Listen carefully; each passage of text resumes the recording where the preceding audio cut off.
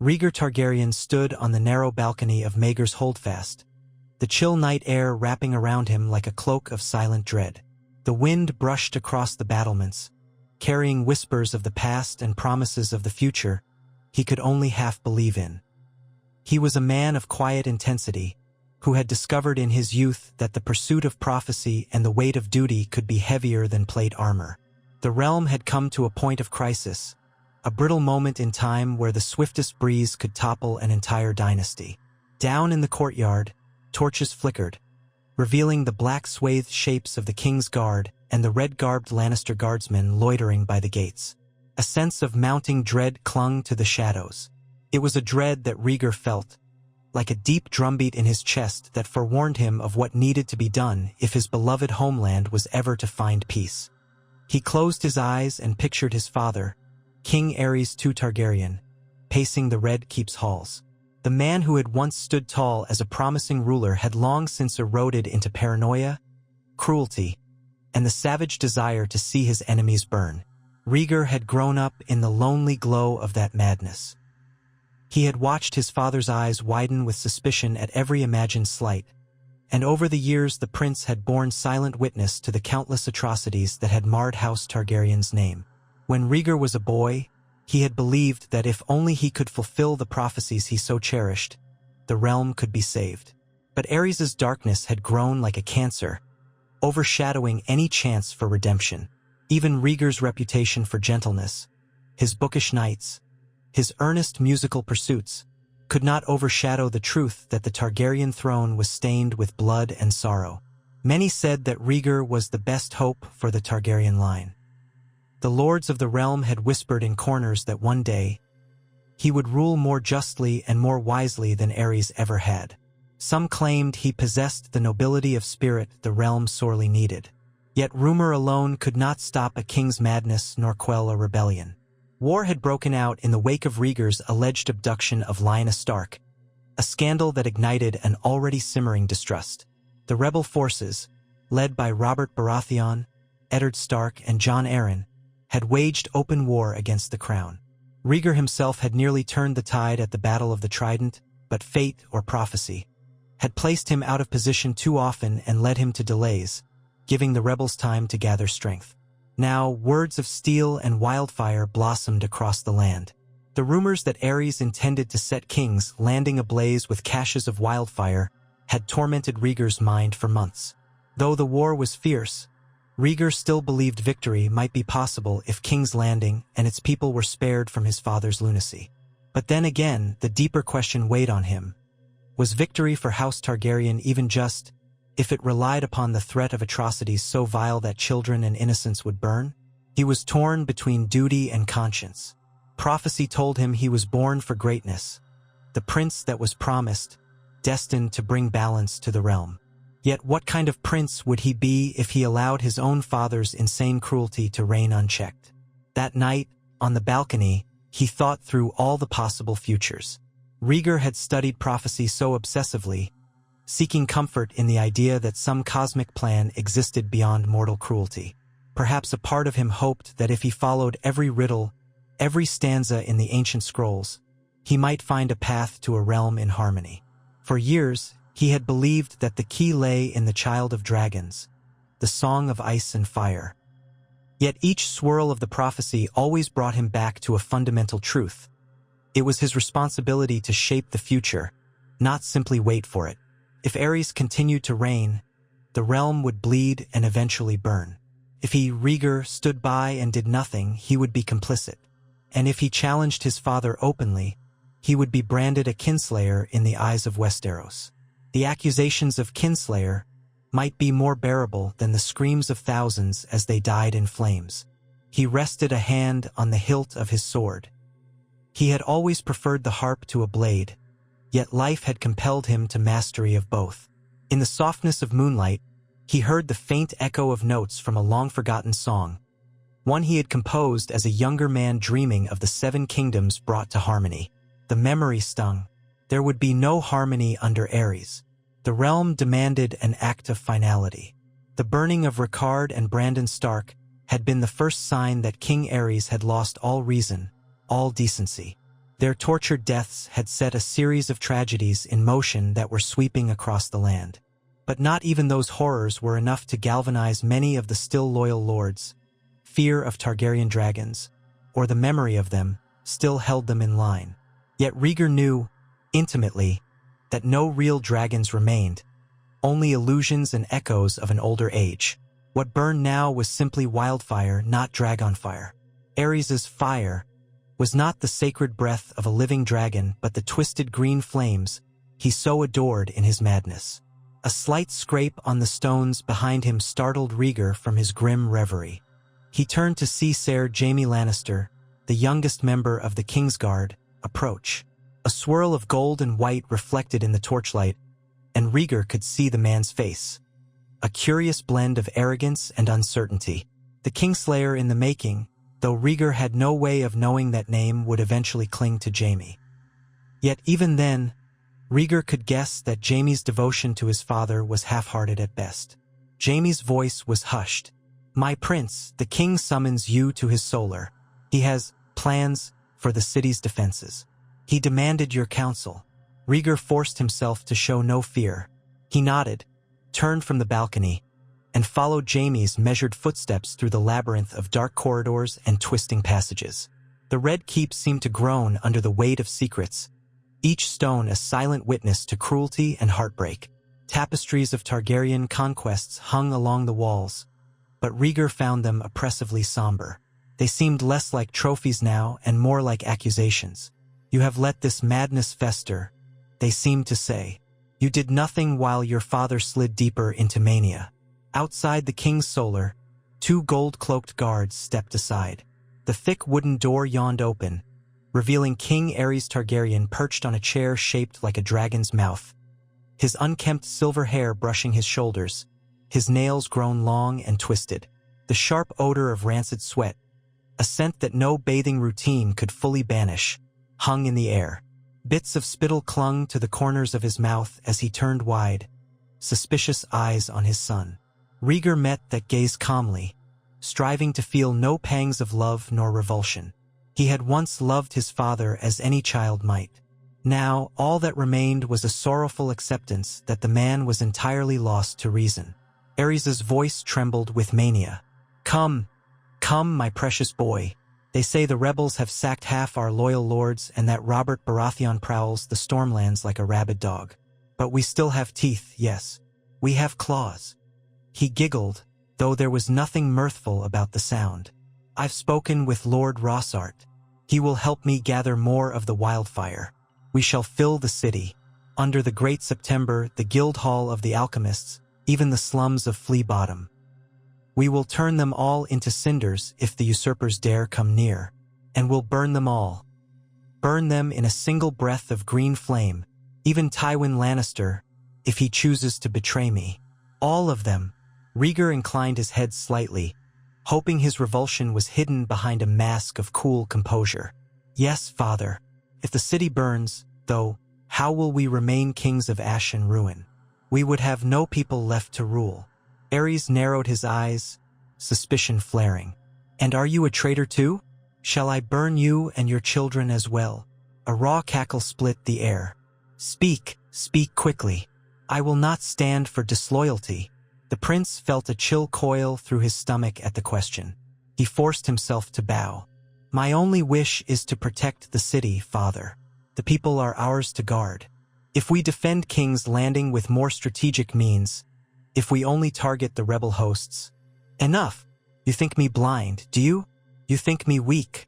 Spit flew from the king's lips. "You want to deny me my rightful vengeance. But I am the dragon, and I will not be denied. If the city falls, we all burn together. Do you hear me?" He rose, and the presence of the king's guard behind him seemed overshadowed by the ragged madness in his eyes. "Leave me," he snapped, "or I will burn you here and now." Rhaegar had no choice but to bow again, retreating backward as calmly as he could manage. Jaime Lannister, silent and watchful, lingered only for a moment to eye the king with an unreadable expression, then followed Rhaegar out. They stepped back into the corridor, and the door slammed shut behind them. Through the thick wood, They could still hear the mutterings of the Mad King, plotting the destruction of everything he should have protected. As they walked, Rhaegar's mind was alive with reflection. There was no question now. Aerys intended to kill every man, woman, and child in King's Landing should the rebels break through. This was not the Targaryen way of old, not even the cruelty once displayed by Rhaegar the Cruel.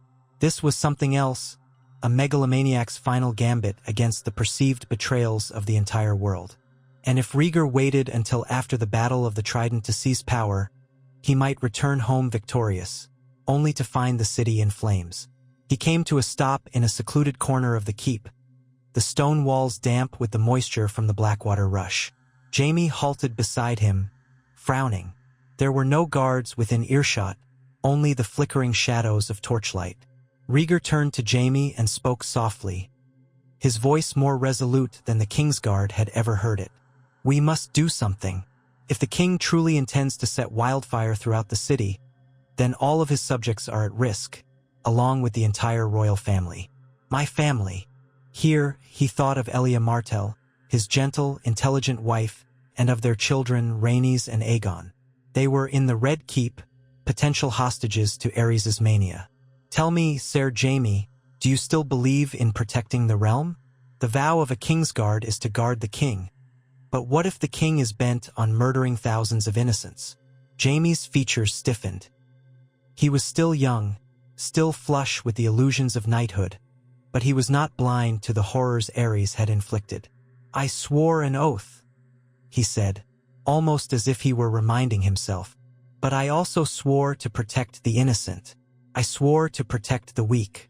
I cannot stand by and watch him destroy King's Landing." Rhaegar nodded gravely. "Nor can I. My father is lost in his fantasies of green flame and vengeance. If we do not act, we will be judged by the gods for standing by while tens of thousands die. You are still a Lannister, Jaime. If I cannot persuade you to help me, perhaps your father could be swayed to reason. Lord Tywin might see the sense in preventing the destruction of the capital." But Jaime's mouth twitched, and he shook his head. "My father remains outside the city, biding his time. I don't know what he plans.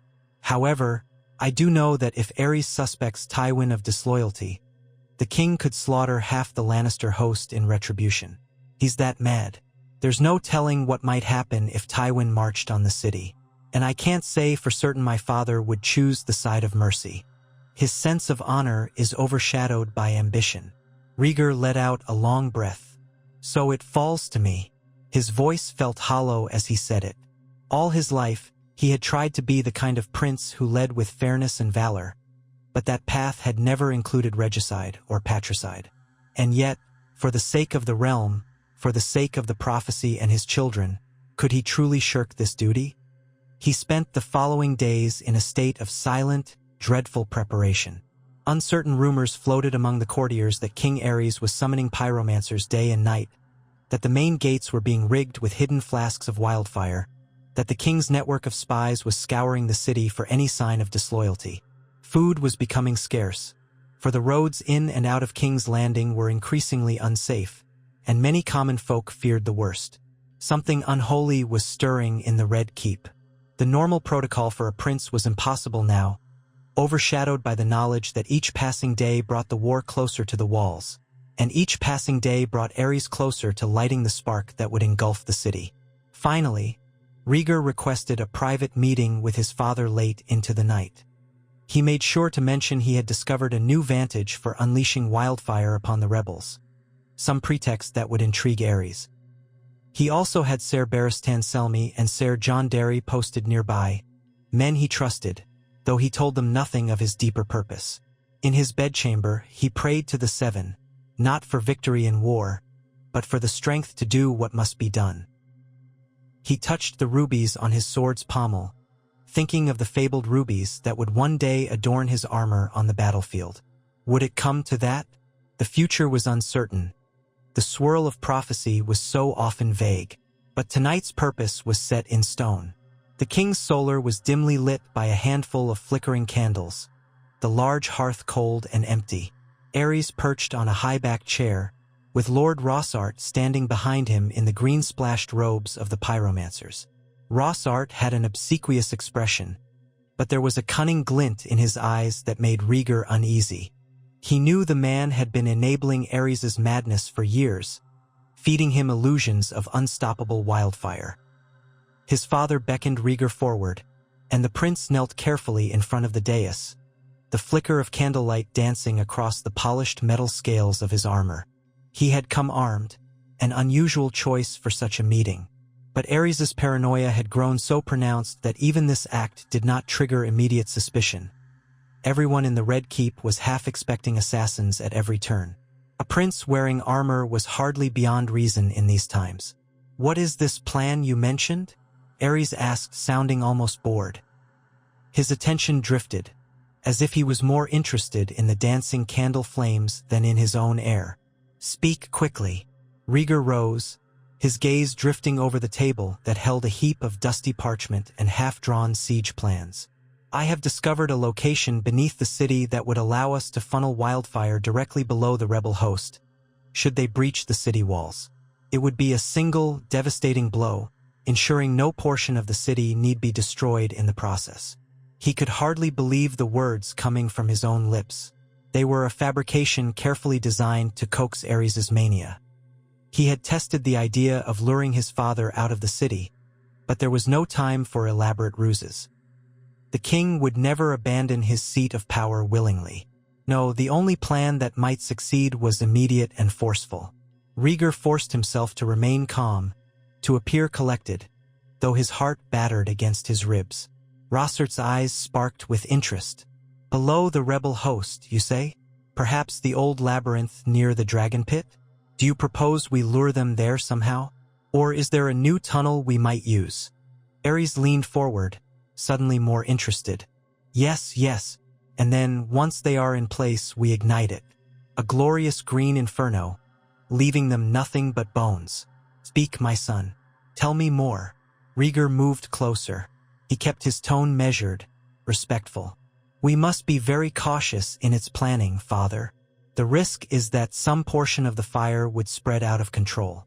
That is why I wanted to show you the records, the ancient Targaryen maps I found.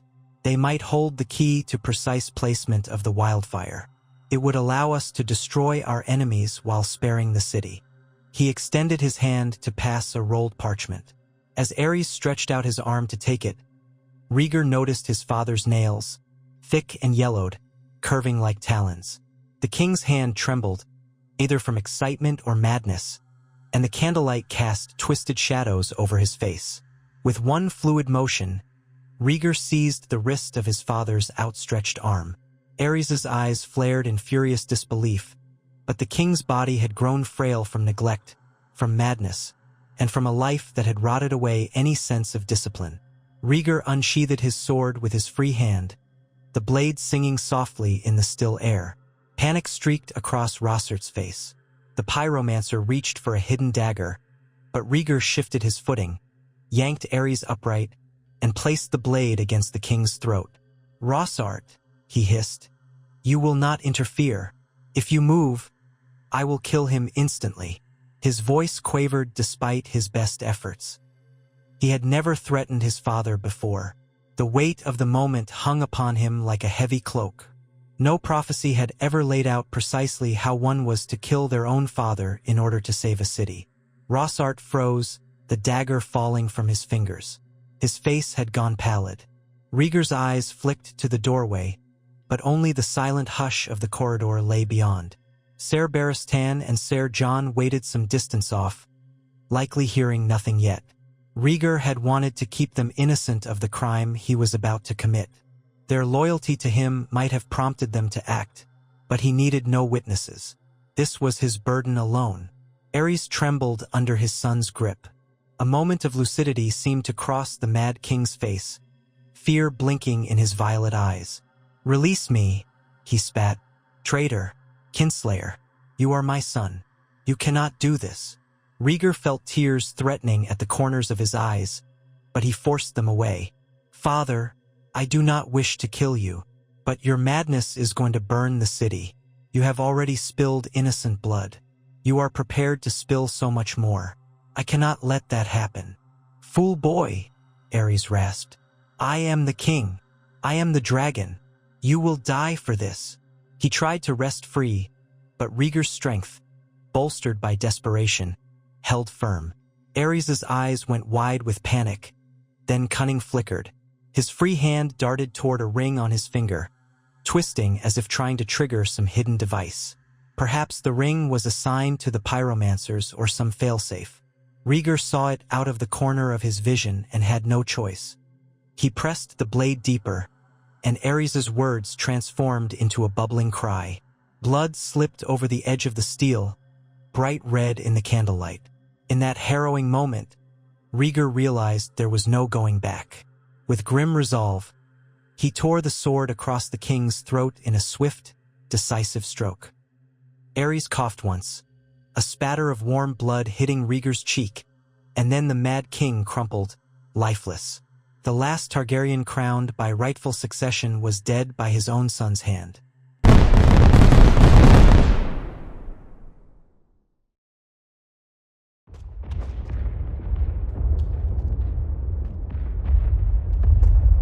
Rhaegar let out a trembling gasp, backing away, hands lifted as if in surrender. Rhaegar stood there, breathing heavily, staring at the body. The reality of what he had done settled into his bones. Kinslayer. It would haunt him forever, no matter the necessity. But there was no time for regret. There was a city and a realm to save. He turned to Rhaegar. Disarm yourself, Rhaegar commanded. You and the other pyromancers must surrender all wildfire caches to the city watch. There will be no further burning. Rhaegar opened his mouth as if to protest, but one look at Rhaegar's bloodied sword silenced him. He nodded frantically. Summoning Ser Barristan Selmy and Ser Jon Darry, Rhaegar revealed the truth, though in carefully chosen words. He explained that King Aerys had attempted to unleash wildfire upon the entire city, that the king had grown violent, that in the struggle, Rhaegar had been forced to kill him. Both Kingsguard knights, though visibly shaken, recognized the gravity of the crisis. Barristan in particular studied Rhaegar's eyes and seemed to see the sorrow there. Though the vow was to protect the king, that vow had become a trap in service of a man who was fully unhinged. Now the realm would look to Rhaegar Targaryen for leadership, for both crown and conscience. As the night deepened, Rhaegar took the throne, an act that felt surreal. The Iron Throne loomed with its jagged edges of melted swords, and as he settled onto it, the metal bit into him, drawing a shallow cut on his forearm. A fitting welcome, he thought. Targaryens believed that the Iron Throne cut those who were unworthy. Rhaegar felt unworthy indeed, and yet necessity demanded he take up the mantle of king, to guide Westeros away from the brink of total destruction. His voice echoed in the vastness of the throne room as he gave his first command as King Rhaegar Targaryen. He ordered that the city be secured, the wildfire confiscated, and the realm informed that King Aerys had died defending his city from sabotage. The details would be shaped, of course. To reveal outright regicide was to court an uncertain future. If the realm saw Rhaegar as a righteous savior who prevented Aerys from destroying them all, perhaps they would accept him. But if they labeled him a kinslayer, there would be chaos. He would not lie outright, but neither would he reveal every detail. The story would be that Aerys died in a sudden struggle within the Red Keep, a tragic end to a once great king whose mind had succumbed to madness. Let those who wished to see Rhaegar as a traitor do so. He would bear that cross. But for the moment, he had to keep the city from tearing itself apart, and that meant swiftly asserting his authority. The next challenge lay beyond the walls of King's Landing, where Robert Baratheon and his allies marched closer each day. News of the king's death spread quickly. Outside the capital, lords and soldiers alike heard conflicting accounts. Some said Rhaegar had turned on his father to seize the throne. Others claimed that the Mad King had perished from a fit of madness or a freak accident in his pyromancy chambers. Whatever the rumors, the immediate effect was that the capital did not burn. Lord Rhaegar, along with the other pyromancers, was placed under heavy guard, and caches of wildfire were carefully seized. Rhaegar gave strict orders to avoid any possible triggers. Meanwhile, the city watch tried to quell the fear among the populace, explaining that Ares' passing, while sudden, had been peaceful, though no one really believed it was peaceful. Still, the knowledge that the king was gone brought an odd mixture of relief and anxiety. The city had been perched on the edge of a cliff. Now it seemed that perhaps, just perhaps, it might step back. Rhaegar's coronation was hurried, an austere affair in the throne room with only a handful of lords and senior knights present. Grand Maester Pycelle oversaw the ritual, placing a crown of rubies and dark Valyrian steel upon Rhaegar's silver hair. When Rhaegar looked around the room, he saw caution in the eyes of the lords. Some were loyalists, some were uncertain, many were simply exhausted by war. Would Rhaegar be another monstrous tyrant? Or would he be the salvation the realm yearned for? In his first decree, King Rhaegar promised clemency to any lord who bent the knee, even those who had raised arms in the rebellion. He sent ravens across the land, proclaiming an end to the bloody conflict and inviting the rebels to negotiate. The war had taken a brutal toll, but with Ares gone, perhaps the impetus for further bloodshed might dissolve. Of course, Rhaegar knew that Robert Baratheon's hatred was not solely for Ares. There was Lyanna Stark at the heart of the matter. Rhaegar had taken Lyanna, believing in some aspect of prophecy, believing that she was the one who could help him fulfill the destiny of a child that united ice and fire. In that, he had placed duty and prophecy above political caution, and the realm had burned for it. He could not simply pretend that Wound was not there. Lyanna had vanished from the public eye after the war began. Rumors said Rhaegar had hidden her away somewhere secret, perhaps in the mountains of Dorne or some remote keep. Robert Baratheon's fury had been fueled by love for Lyanna, love, or obsession. The question now was, how could Rhaegar quell that fury? He considered sending an envoy to Robert, inviting him to King's Landing to treat for peace, and offering to personally account for Lyanna's well-being. But first, he had to ensure he could even reach Robert before more battles erupted. Meanwhile, Prince Viserys, Rhaegar's younger brother, was only a boy of around 8 years. Rhaegar kept him close, ensuring no faction could whisk him away as a figurehead. Viserys trembled at the news of their father's death, but he was also too young to fully comprehend the weight of the tragedy. Princess Elia Martell and their children remained in the Red Keep, under constant guard. Rhaegar adored his family, but their presence was also a vulnerability. If the rebels reached King's Landing, they might show no mercy. In time, Rhaegar might secure a truce, but there were no guarantees. For now, he could only hope that reason prevailed over vengeance. Days turned into a tense vigil. Scouts reported that Robert Baratheon's forces were massing near the Ruby Ford, preparing for the grand confrontation that many expected to be the decisive clash of the war. Without Ares, the Crown's forces were in a precarious position. Some generals insisted Rhaegar should march at once to meet Robert in open battle, to prove the legitimacy of his reign in the old way, steel and blood on the battlefield. Others advised caution, urging the new king to send envoys, to broker alliances quickly. Tywin Lannister lurked in the west with his formidable host, and no one knew which side he might choose. The Martells were also outraged by the treatment of Elia at court under Ares's rule, though Rhaegar himself had tried to show her every kindness.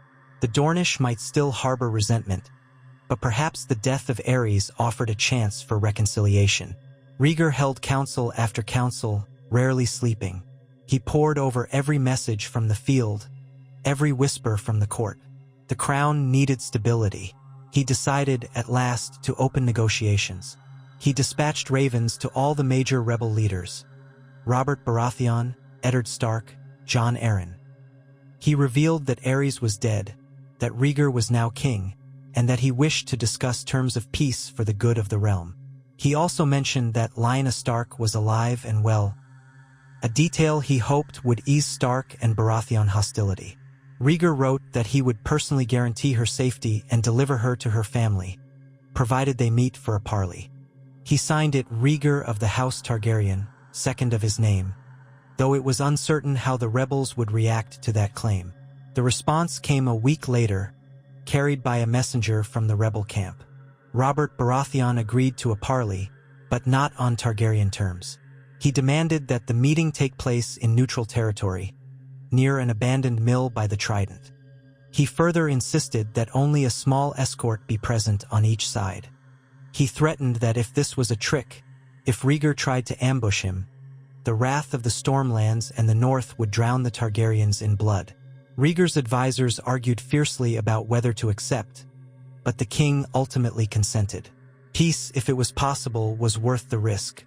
The realm had suffered enough.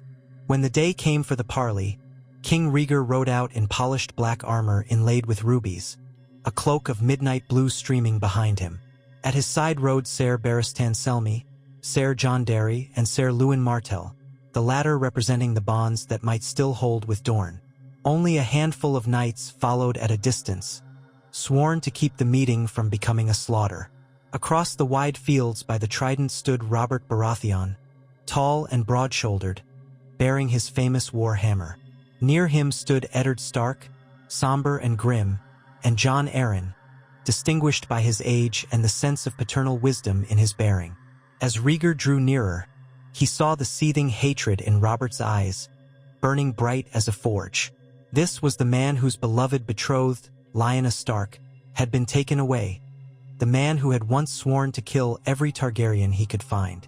Rhaegar dismounted calmly, sheathed his sword, and walked forward, hands displayed in a gesture of openness. Barristan and the others dismounted as well, but remained behind him, watchful. "Robert," Rhaegar said, his voice carrying over the open space. "Lord Baratheon, I come in peace." Robert spat on the ground. "That is a strange concept, coming from you. What have you done to Lyanna? Where is she?" Rhaegar steeled himself. The tension in the air was palpable, as though a single spark could ignite the entire field. "She is safe. I vow it on my life. I will bring her to you, but first I must beg you to consider peace. The Mad King is dead." "That's what your raven said," Ned Stark replied, his voice curt but controlled. "But how did he die?"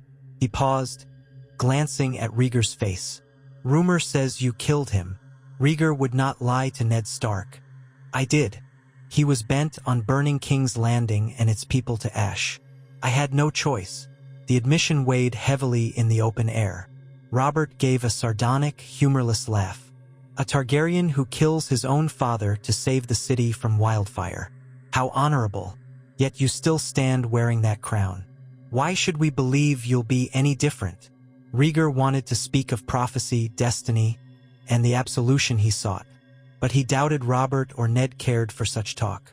Instead, he took a breath. "Because I am not Ares.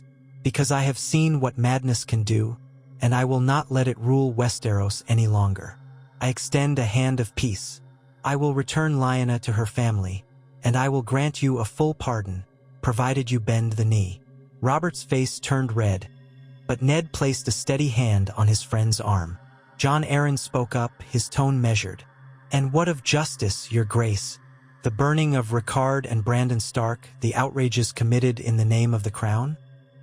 Are we to forget all that?" A silence fell. Rhaegar bowed his head. "No, I will not ask you to forget. I offer recompense. I stand willing to make amends in any way the realm sees fit. But the war must end. Further bloodshed will not bring them back." Robert's knuckles whitened around the haft of his hammer. "I want your head, Targaryen." He took a step forward, the air crackling with tension. "You took Lyanna from me. You started this war. And now you think to offer some truce." Rhaegar did not back away. "I am sorry for the pain I caused," he said quietly. "For the sorrow felt by House Stark, House Baratheon. My father's crimes have no excuse, and my actions with Lyanna were not meant to spark war. Perhaps it was naive of me to think the realm would understand. But now I am king and I must do what is right for my people. If you still demand my life, I cannot stop you from trying to take it. But think of the thousands who will die if we continue this war. Let us bury our hatred." The two men stared each other down, the fate of the realm teetering in that fragile balance. Ned Stark's gray eyes flicked between them, and he quietly cleared his throat. "I would see my sister first. I would know that she is truly alive and safe. Rhaegar nodded. I can arrange that. She is with the Tower of Joy, under the protection of my most loyal knights. I will send word for her immediate release and see that she is brought to a location of your choosing, unharmed.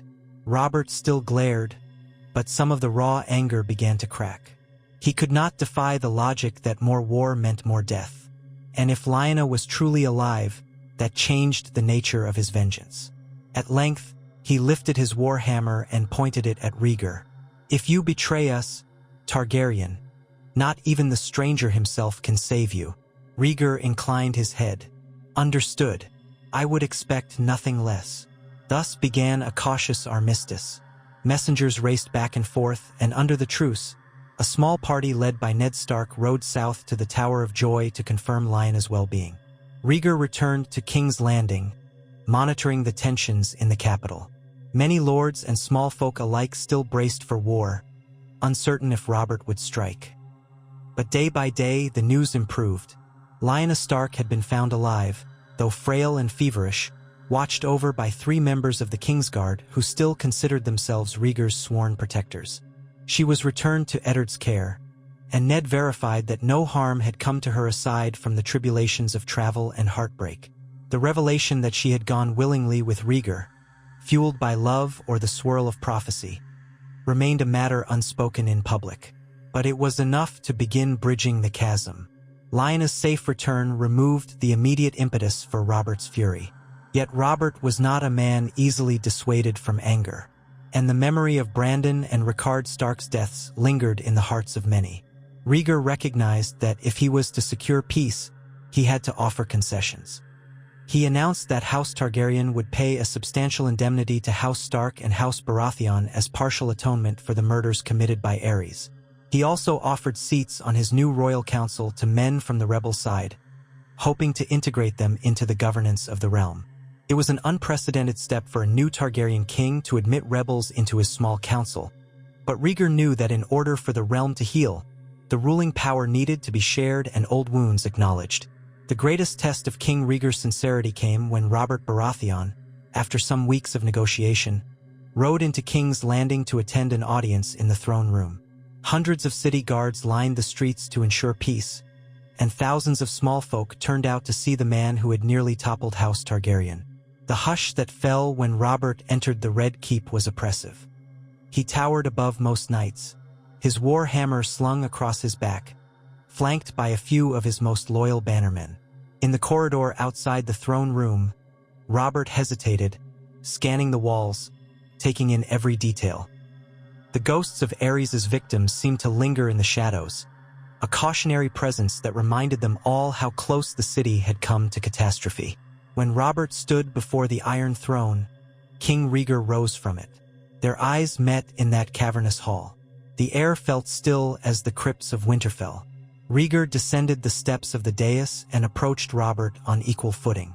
Some lords gasped at this gesture, the king stepping down from the throne to meet a rebel lord face to face. But Rhaegar believed it necessary. The monarchy could not continue under the weight of aloof arrogance. Not after the horrors that had nearly consumed them. Lord Baratheon, Rhaegar said, you have come to Parley in good faith. I honor that. Robert's expression was stony, but he gave a curt nod. He seemed more subdued than the fiery warrior who had once roared with battle lust. The war had taken a toll on him, as had the news that Lyanna was recovering but had been through such hardship. Your Grace, he said, his voice lacking its former bite. I come because Ned spoke of your offer of restitution and because Lyanna asked me to do so, she said. She said she believes you want peace. Rhaegar's heart twisted. He recalled his time with Lyanna, brief and passionate, overshadowed by the weight of prophecy. He had believed they were fulfilling a destiny, that their union would produce a child of significance, bridging ice and fire. He was not yet sure how that prophecy would play out, or if it was even correct. But for now, it was overshadowed by the pressing matter of uniting a torn kingdom. I do want peace, for my children, and for yours should you have them someday. For all the realm. Robert studied Rhaegar's face, as though searching for a shred of deception. Finding none, he let out a long breath. Then let us see if we can truly end this war." King Rhaegar signaled for servants to bring forth a large table, upon which a grand map of the 7 kingdoms was unfurled. Lannister, Stark, Baratheon, Arryn, Tully, Martell, each had their place. Over hours, they debated concessions, vassal rights, and new alliances. It was a tense process, with acrid remarks and old grievances threatening to break the fragile peace. But Rhaegar guided the negotiations calmly, acknowledging the injustices of the prior reign. He could not bring back the dead, but he could ensure the living had a chance at rebuilding. At one point, Robert demanded that Targaryens step aside entirely, claiming the throne for himself. Rhaegar held firm, stating that the monarchy was his by birth and right, but that he was prepared to govern as a king who listened to his counsel, not a tyrant who ruled by fear. There was talk of new marriages to cement alliances, talk of pardoning rebels, and talk of punishing those still loyal to Aerys' atrocities. And always, the memory of how close the city came to annihilation loomed like a silent sentinel, reminding them that madness and vengeance had nearly destroyed them all. Eddard Stark was solemn as he listened. Jon Arryn contributed measured advice, urging unity. The lords who had served Aerys found themselves on uncertain footing, some quickly bending the knee to Rhaegar once more, praising him for saving the city, while others harbored secret resentments. Through all of it, Robert's rage occasionally flared, especially when the matter of Lyanna's feelings arose, but the repeated assurances that she had not been harmed, and her own requests relayed by Ned, kept Robert from exploding into violence.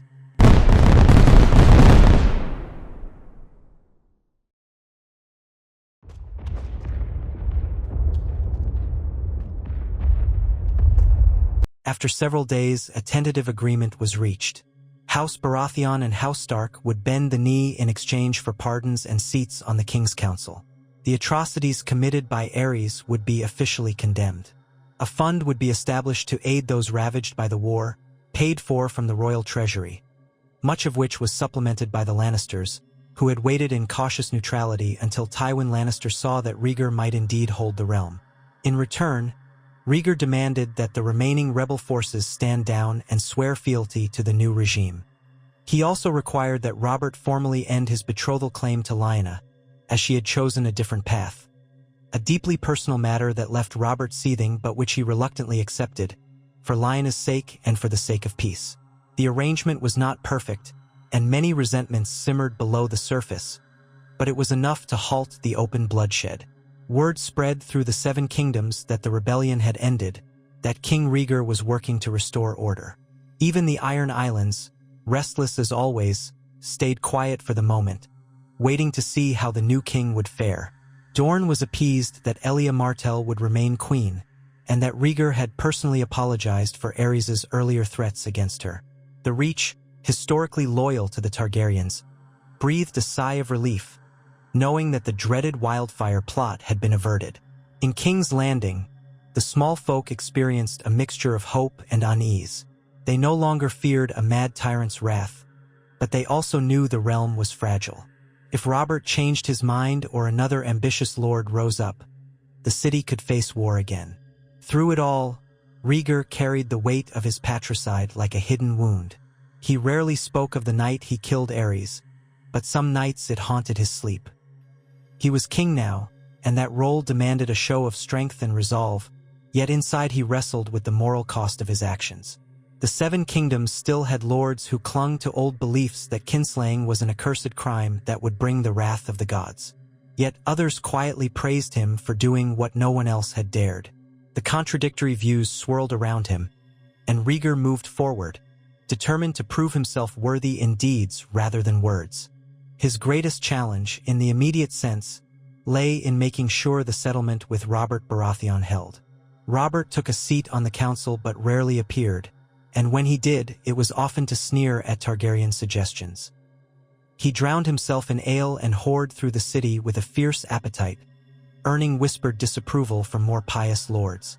Yet Rhaegar tolerated Robert's excesses, seeing them as the boiling over of a frustrated man who had lost the single-minded purpose that had fueled him in war. While Eddard Stark stayed only briefly in King's Landing, long enough to see that Lyanna was settled comfortably, Ned was a calming influence on Robert, coaxing him not to break the fragile peace. Jon Arryn's guidance also helped, offering a fatherly perspective that sometimes tempered Robert's hot blood. Meanwhile, Rhaegar began reorganizing the City Watch to ensure no loyalists to Aerys might attempt sabotage. He also dissolved the Alchemists Guild's monopoly on wildfire, placing them under strict royal oversight to prevent any more caches from threatening the city's safety. The King's Council was reshaped to include men of various houses: Loyalists, Baratheons, Starks, Arryns, Tullys, so that no single faction could dominate. Tyrion Lannister, the younger son of Tywin, had not yet emerged as a political player, but Tywin himself was offered the position of Hand of the King, which he accepted, seeing an opportunity to maintain power. It was a delicate arrangement, for Tywin had resented Aerys for past slights and might harbor suspicion towards Rhaegar. But Rhaegar needed Tywin's gold and administration skills to help repair the damage of the war. As the months passed, the realm did not descend back into chaos, though it did not entirely heal either. Skirmishes broke out in some distant lands where loyalists to Aerys refused to recognize Rhaegar as king, or where resentful rebels saw a chance to ignore the truce. Rhaegar responded with a careful combination of stern enforcement and attempts at reconciliation. He believed in mercy, but he was not naive enough to let lawlessness fester. He traveled personally to key regions, meeting with lords, addressing their grievances, showing them that House Targaryen would no longer govern through fear. Even so, the memory of dragons and wildfire hung over every encounter. In the north, Ned Stark returned to Winterfell with Lyanna, who was physically recovering but shaken by the emotional turmoil of her role in the war. Rumors circled about whether she had truly loved Rhaegar, or been bewitched, or simply carried away by romantic notions. The truth was more nuanced than any rumor. Lyanna rarely spoke of it publicly, and Ned protected her privacy. But the stark words, "Winter is coming," took on a new resonance. The North had lost many good men to the conflict. They had no appetite for further bloodshed, so Ned accepted the truce with cautious grace. In Storm's End, Robert found himself the subject of speculation. Would he truly remain loyal to a Targaryen king? His fervent hatred had been what defined him. Now, without that single-minded purpose, Robert seemed adrift, indulging in hunts and feasts. His passions subdued only by the repeated insistence from Jon Arryn that stability was best for the realm. In time, Robert might find other outlets, or he might cause new trouble. For now, at least, he was not openly challenging the crown. All the while, Rhaegar did his best to rule fairly. He often visited the city's poorest districts, distributing bread and seeing firsthand the devastation left by the war. He began an ambitious project to rebuild the city's outer walls and repair the damage, employing many local laborers so they could earn wages. The presence of the king among commoners alarmed some, who feared for his safety, but Rhaegar insisted. He argued that the monarchy must stand with the people, not above them. Still, the new king's piety and earnestness did not erase the suspicion that lingered in some hearts.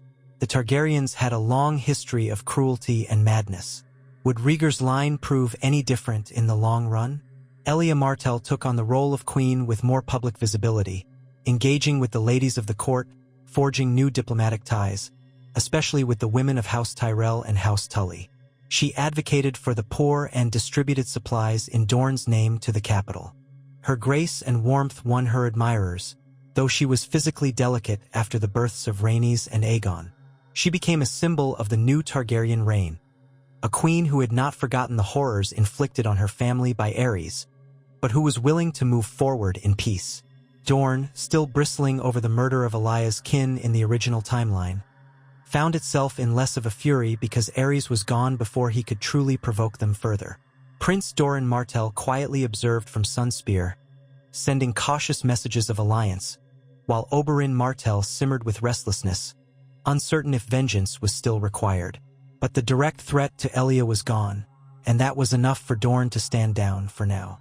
Gradually, life in the Seven Kingdoms moved on. The name Aerys II Targaryen became a curse on the lips of small folk, a tale of how madness nearly consumed the realm. King Rhaegar faced the monumental task of proving each day that he was not his father. Over time, Some hearts softened to him. Others remained wary. The open warfare had ended, but the realm had not yet found true unity. It was as though Rhaegar had placed a battered crown upon a cracked foundation, struggling to hold everything together while rumors of future storms lingered. One quiet evening, as the sun set over Blackwater Bay, Rhaegar stood alone in the royal solar, gazing out at the city. The harbor was filled with ships bearing trade goods, and the roofs below glowed in the orange light. People were returning to a semblance of normalcy, with the street markets bustling and taverns resounding with laughter once more. The war had touched every soul, but the promise of peace had lured many back to daily life. And yet, deep in his heart, Rhaegar felt the stirrings of the prophecy he had once pursued so fervently. The prince that was promised, the song of ice and fire, the danger from beyond the wall. He wondered if, in quelling this internal war, he had merely delayed a far greater threat. He had glimpsed in the old texts something about the Long Night and the White Walkers. But if the realm was not united, how could they ever stand against such a threat? These worries tugged at the fringes of his mind. He reached for his harp, which lay abandoned in a corner of the solar. It felt like a lifetime since he had played. Carefully, almost reverently, he strummed a gentle chord. The sound was soft, poignant, as if acknowledging the burdens that weighed on him. He thought of Elia, of their 2 children, who might inherit the realm one day.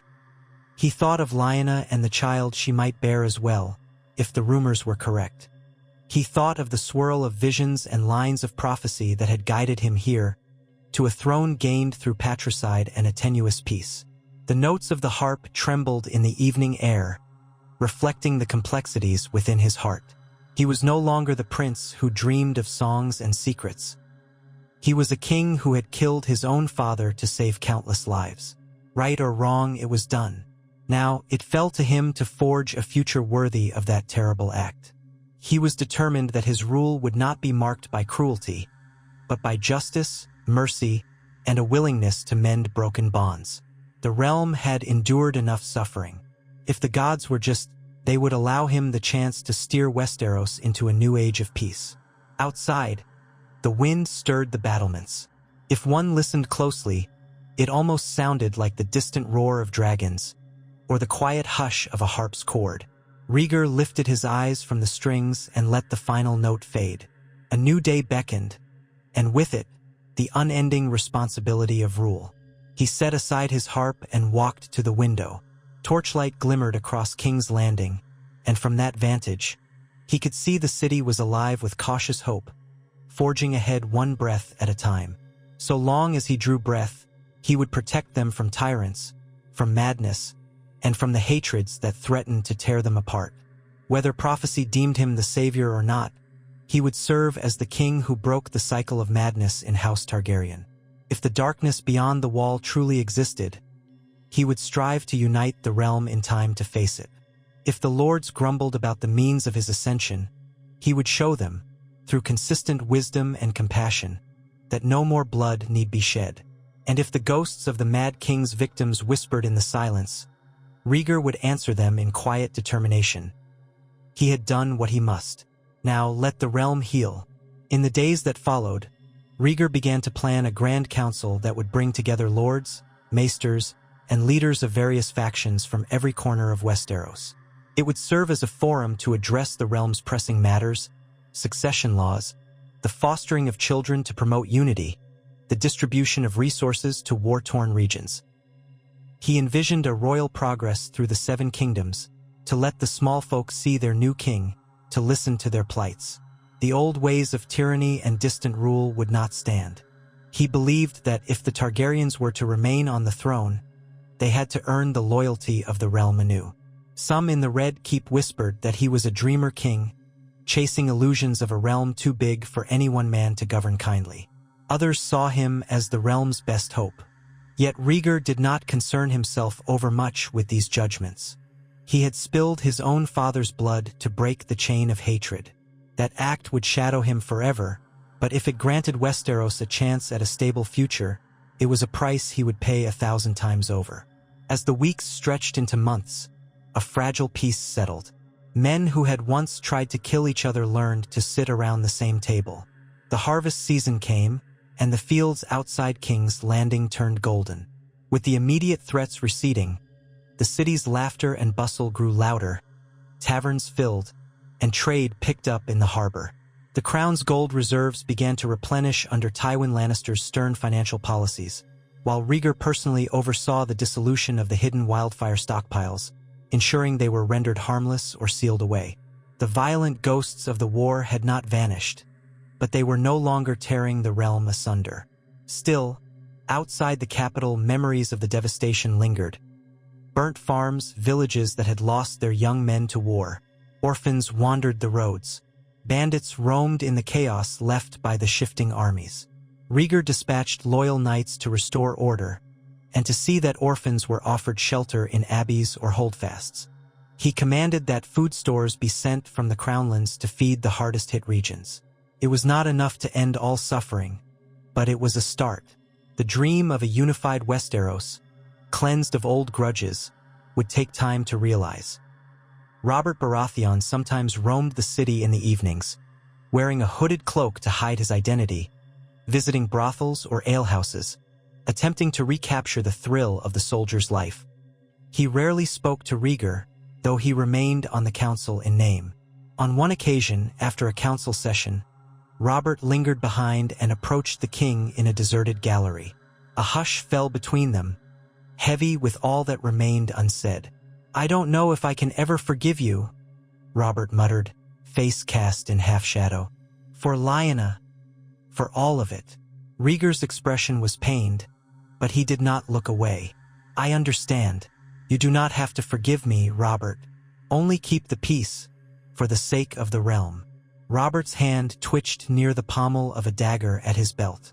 For a moment, there seemed a flash of the old fury. Then he shook his head. "You killed your father to save the city. At least you had the courage to do that. Maybe that's worth something." With those words, Robert turned and walked away, footsteps echoing on the marble floor. Rhaegar stood there, absorbing the unspoken tension. It might never vanish. But as long as Robert kept his blade sheathed and adhered to the realm's new order, that would have to suffice. Lyanna Stark stayed with her family in the north, tending to her health and grappling with the emotional aftermath. Some said she mourned a child lost. Others said she carried a child still. Rumors abounded. The truth remained locked behind Winterfell's gates and in the hush of the crypts below. Whatever the outcome, that story remained intimately tied to Rhaegar's sense of prophecy. He wondered if the child of ice and fire would ever rise, or if fate had shifted course due to his father's early death and the change in the realm's destiny. He had read enough prophecies to know that the future was not always fixed. Each day, King Rhaegar greeted new challenges. Minor lords clamored for recognition, merchants sought trading rights, and the faith of the Seven wanted his assurance that heresy would not be tolerated. The complexities of governance threatened to drown him in details, but he persevered, trusting his counsel and his own instincts. Gradually, a semblance of normal rule took shape. New coins were minted with Rhaegar's visage, caravans began traveling with fewer fears of outlaws, and the next generation of knights saw a crown less tainted by madness. Yet the memory of that night in the King's Solar was never far from Rhaegar's mind. Sometimes he woke in the small hours, drenched in sweat, haunted by the gurgle of his father's final breath. Then he would quietly rise, pace the cold floors, and remember why he had done it. Ares would have burned them all. If not for that single terrible act, King's Landing would be ashes, and the realm would be locked in an endless cycle of vengeance. It was a dark solace, but a solace nonetheless. He had become a kinslayer to break the reign of fire and blood. As another year passed, the realm found a fragile calm. The rebellious lords had knelt. The small folk had returned to their daily lives. The roads were safer. Some young bards even sang of King Rhaegar the Redeemer, the man who saved King's Landing from wildfire, though others sang more cynically, calling him the Harpist King. Still others whispered that the realm might be in for another Targaryen meltdown if madness was in the blood. Only time would reveal the truth. For now, the once mad seat of power stood under a new sun, and Rhaegar found that, day by day, he believed more in the possibility of a lasting peace. In the back of his mind, however, he always remembered that winter would come, that threats beyond the wall might stir. He vowed that once the realm's internal wounds had healed enough, he would turn his attention to the north, forging alliances with the Night's Watch, ensuring that the kingdom would stand ready should the old stories prove true. But that was a worry for tomorrow. For now, the living needed a chance to breathe and rebuild. And so, in a rare moment of quiet, Rhaegar Targaryen walked through the gardens of the Red Keep, the setting sun gilding the stone walls in warm light. Flowers bloomed in pale clusters, and a gentle breeze carried the scent of lavender. He let out a slow breath, trying to ground himself in the simple beauty of the world, a world he had fought so hard to preserve. Down below, the city thronged with life. From a distance, a faint strain of music reached his ears, a street performer's lute or a wandering minstrel's voice. Once, Rhaegar would have yearned to join them, to strum his harp alongside them in anonymity, letting the music speak to his soul. Now he was king. His life was no longer his own. Yet perhaps, in saving the city, he had saved some remnant of that dream.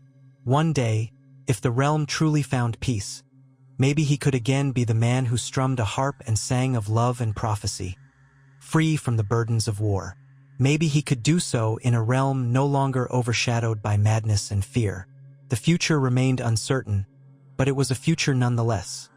A future that would not have existed had the Mad King's wildfire scorched everything to ash.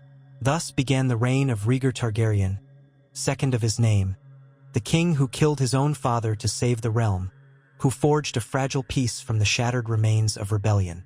No one could say how the history books would judge him, but for the moment, the realm drew breath, unburnt, given a second chance at unity. And in that fleeting chance lay all the hope and peril a king could ever know.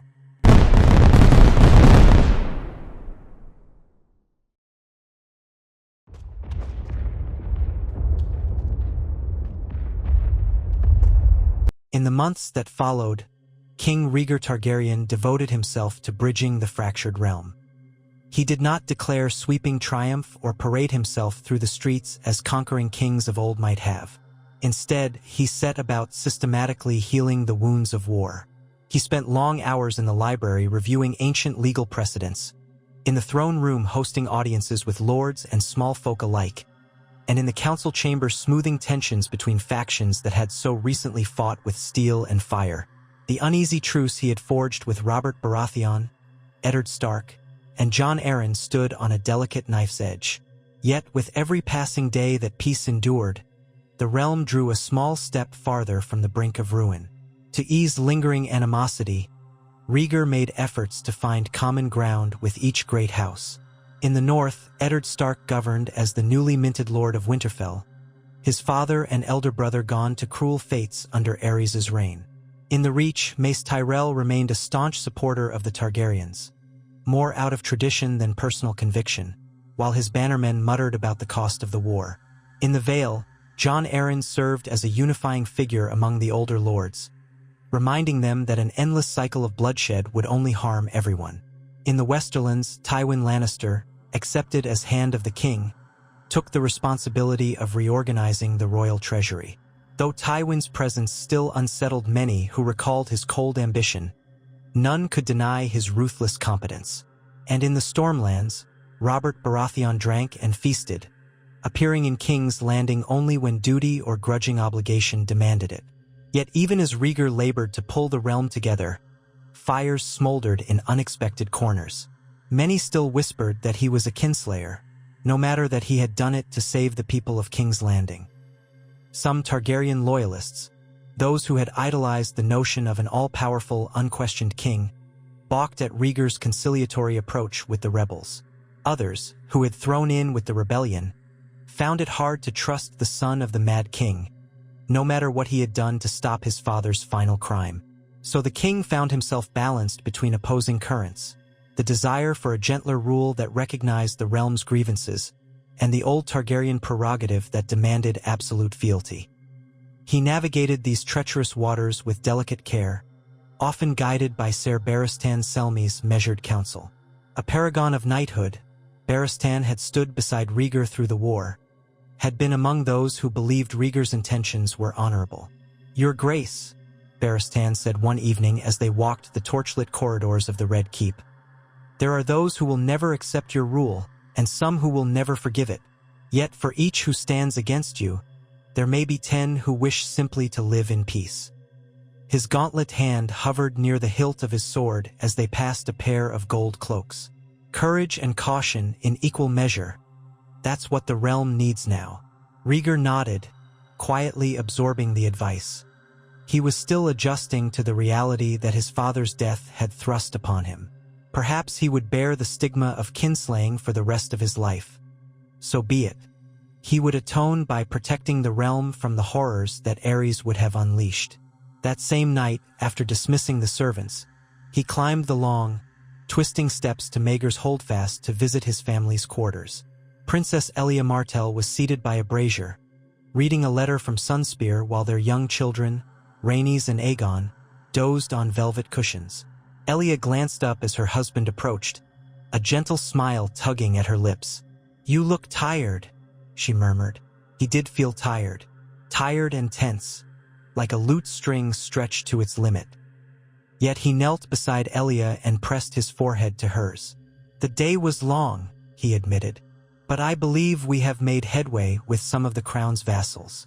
Lord Tarley, for one, has agreed to provisions that will allow us to feed more of the refugees from the war."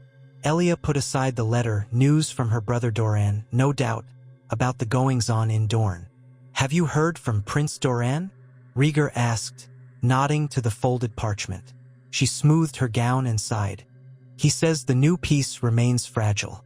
Many in Dorne still resent how my family was treated, resenting Aerys more than you, but the distinction is not always clear in their minds. My brother urges caution. He thinks the slightest misstep, the smallest rumor, could ignite fresh hostilities." Rhaegar's gaze lingered on their 2 children. Aegon slept peacefully, dark eyelashes against his cheeks. Rhaenys stirred, clinging to a plush dragon toy. It weighed heavily on Rhaegar's soul that he had nearly condemned them all to a gruesome fate under Aerys' wildfire. Yet he could not dwell on might-have-beens.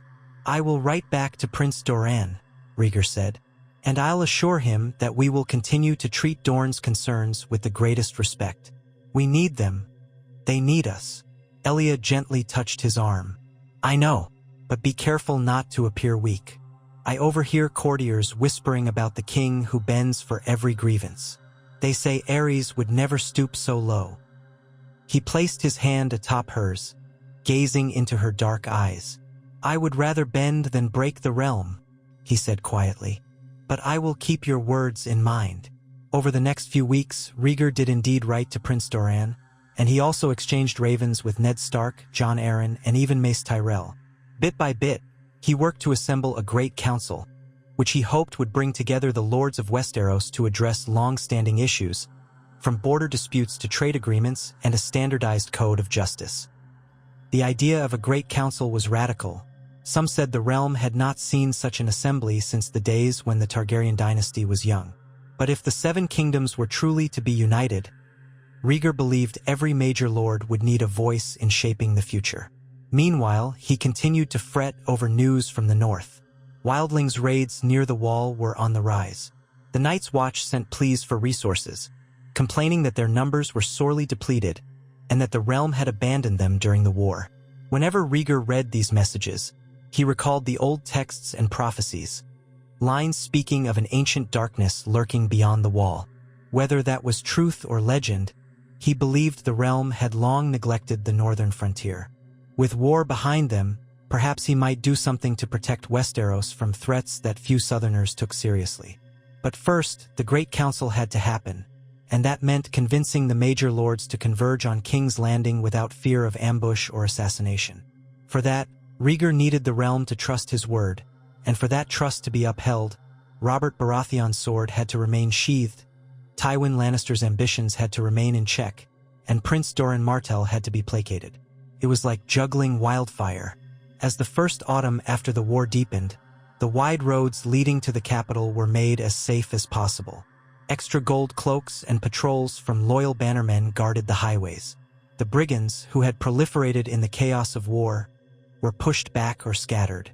One by one, the lords began to arrive in King's Landing. House Tully came from Riverrun, House Tyrell's retinue arrived in a lavish caravan, and representatives of House Martell sailed into the Blackwater Rush, led by Oberyn Martell himself. From Storm's End came Robert, sullen and unwilling, accompanied by a retinue of fierce Stormlanders who drank and brawled in the city's taverns. Eddard Stark arrived quietly with a modest party of Northmen, including Howland Reed of the Crannogmen, and the tall, intimidating Great John Umber. The Vale's lords traveled under the watchful guidance of Jon Arryn. Even the Greyjoys sent envoys, though Balon Greyjoy stayed home, sending instead his brother Victarion. The Red Keep bustled with more activity than it had seen in years. The labyrinth of corridors and courtyards filled with the colors and sigils of every major house. Tensions bristled. Tyrell men eyed Martell men with cool caution. Stormlanders glared at Targaryen loyalists, and the occasional scuffle erupted between overzealous retainers. But no outright violence shattered the fragile peace. King Rhaegar took immense pains to host banquets and ceremonies that brought these factions together, at least forcing them to dine under one roof and share small courtesies. At the first formal session of the Great Council, dozens of lords gathered in the throne room. It was the largest gathering of nobles in living memory. Retainers, sworn swords, minor lords and major lords all pressed in around the dais. Rhaegar sat upon the Iron Throne, clad in a simpler black tunic and cloak than was traditional, eschewing the elaborate fineries his father had loved. At his right stood Queen Elia, serene and poised, her dark hair adorned by a light coronet. Below them, Tywin Lannister, as Hand of the King, called the council to order, his stern voice echoing in the vaulted chamber. Many among the assembly looked uneasy or resentful, but all waited to see what would unfold. The first topic, as Rhaegar had planned, concerned a codification of laws regarding succession, justice, and the responsibilities owed by the crown to its vassals. But even such an abstract matter sparked immediate debate. The Tyrells and Lannisters were suspicious of anything that might limit the power of great houses.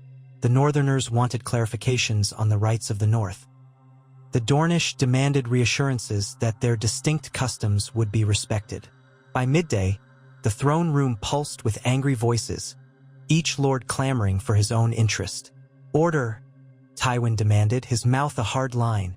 "Speak one at a time or not at all." Yet the arguments continued, some lords barely restraining themselves from drawing steel. Rhaegar watched from the Iron Throne, an unreadable calm on his face. He let them rage for a short while, letting the tensions bleed out in words rather than swords.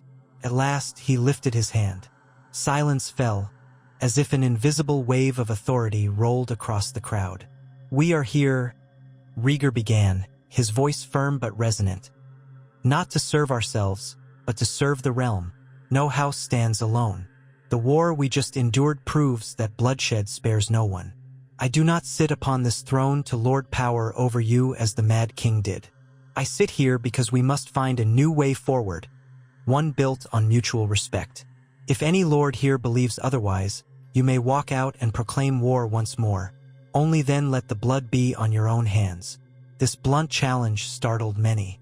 Robert Baratheon, who stood near the front, folded his muscular arms and gave Rhaegar a long, dark stare. Ned Stark, beside him, gently put a hand on Robert's shoulder, as if cautioning him. Meanwhile, Oberyn Martell shot a meaningful glance at his Dornish compatriots, reminding them to watch carefully. Tywin Lannister remained impassive, though a small shift in his stance suggested grudging approval at the king's boldness. No one left. "Very well," Rhaegar continued. "Then let us proceed with reason. Any matter of law or custom can be proposed, debated, and refined here. We will assemble a set of statutes that address our differences and uphold the spirit of unity. Let the small folk know that their lords gathered to build a better realm, not to tear it asunder."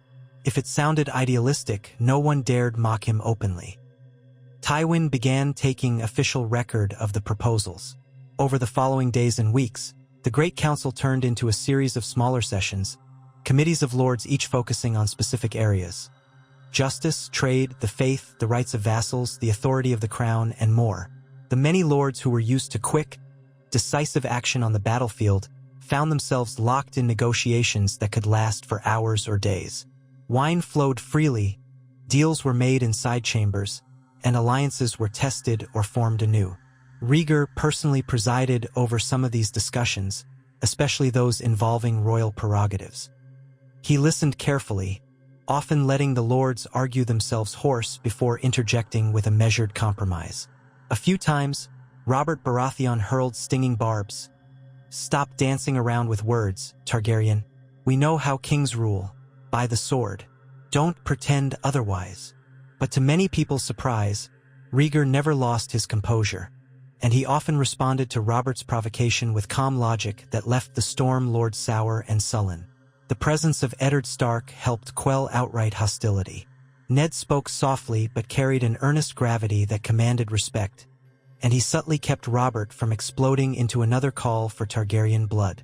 Jon Arryn also contributed a fatherly guidance, bridging the more fractious disagreements. These men had once rebelled against Aerys, yet now they found themselves working with Rhaegar for the good of the kingdom. It was an unprecedented shift, and many lords recognized that if these rebel leaders could lay down their swords and help form a new order, perhaps this fragile peace was truly possible. Outside the Red Keep, the City of Kings Landing brimmed with life. Inns were full to bursting with travelers and retainers. Merchants sold their wares at inflated prices to eager men-at-arms.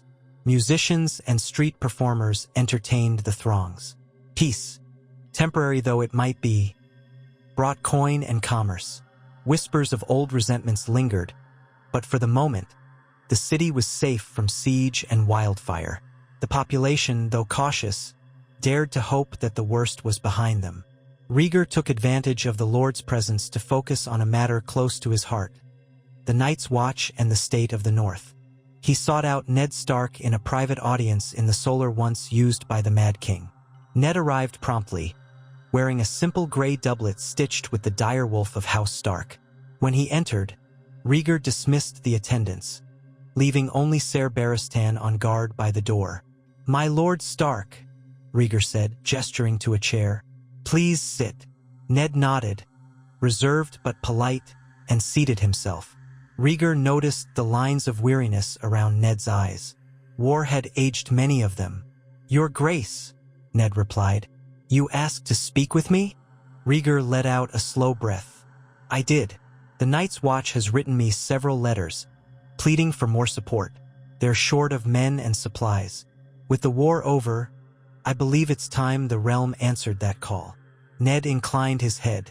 "Indeed, the Watch has had fewer recruits since so many good men died in battle these past years.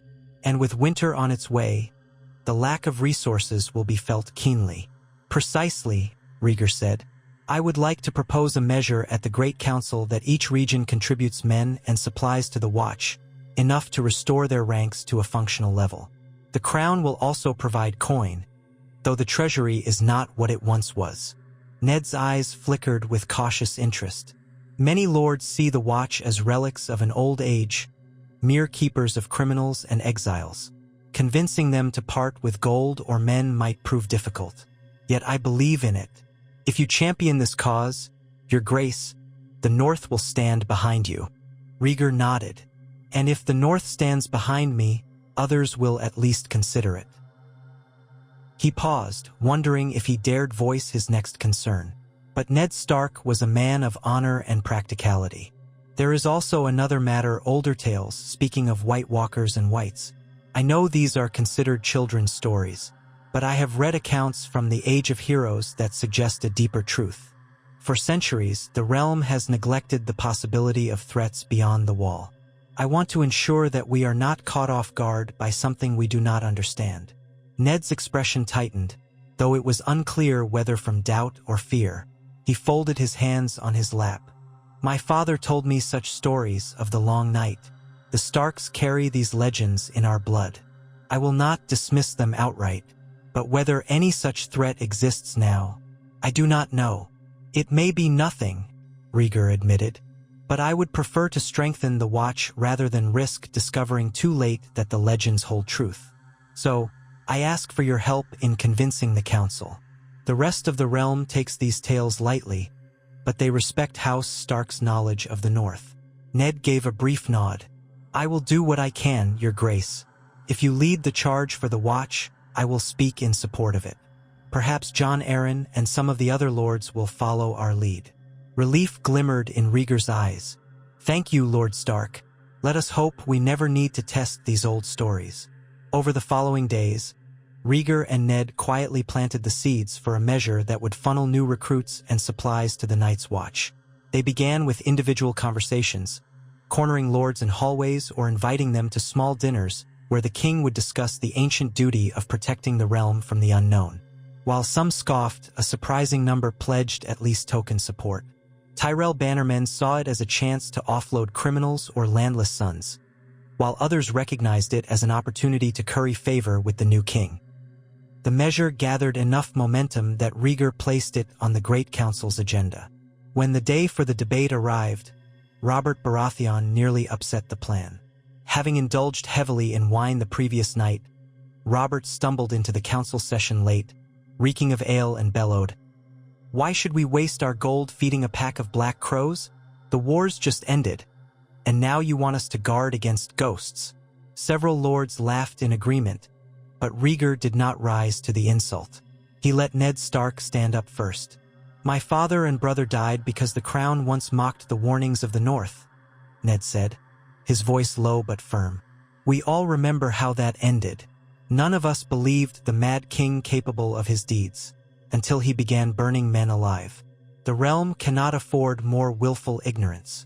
This struck a chord, and some lords shifted uncomfortably. A few offered murmurs of support. Rhaegar then calmly laid out the practical arguments. The Watch needed men to guard against wildlings and to maintain the realm's northern border, and in times of peace, it was the duty of the Seven Kingdoms to reinforce such institutions. "This is not merely about legends of the Long Night," he said. "It's about ensuring that chaos does not come from the unguarded North. We have seen what a single spark of chaos can do to the realm." Robert glowered, clearly frustrated that no one wanted to pick a fight with Rhaegar over this. Still, he did not manage to organize any coherent opposition, and Tywin Lannister saw the benefit in stabilizing the North. So the measure passed. Each major region would contribute men, volunteers where possible, but otherwise criminals or outlaws might be offered the option of taking the black. Modest shipments of grain and supplies would be sent annually, drawn from the royal coffers and supplemented by each lord's taxes. It was a victory for Rhaegar and Ned, though overshadowed by the greater complexities of forging new laws and reconciling old feuds.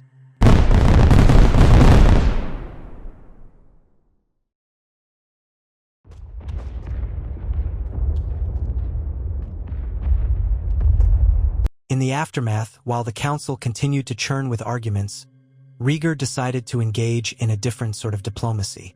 He hosted a tourney on the fields outside King's Landing, a grand event meant to bring lords, knights, and common folk together in celebration. The war had ended abruptly, and no victory feast had ever truly been held. Now, with so many lords gathered, Rhaegar hoped a display of chivalry and sport might ease tensions more than dry debates could. The day of the tourney dawned bright, banners snapping in the wind. The field was laid out with wooden fences for the jousting lists, surrounded by tiered stands for spectators. Merchants hawked sweetmeats and ale, and minstrels roved among the crowd. Knights from every corner of the realm signed up for the justs and melees, eager to prove themselves and perhaps win favor from the king. Even some lords entered the lists, including Oberyn Martell, renowned for his deadly skill with the spear, and Loras Tyrell, a young but gifted juster.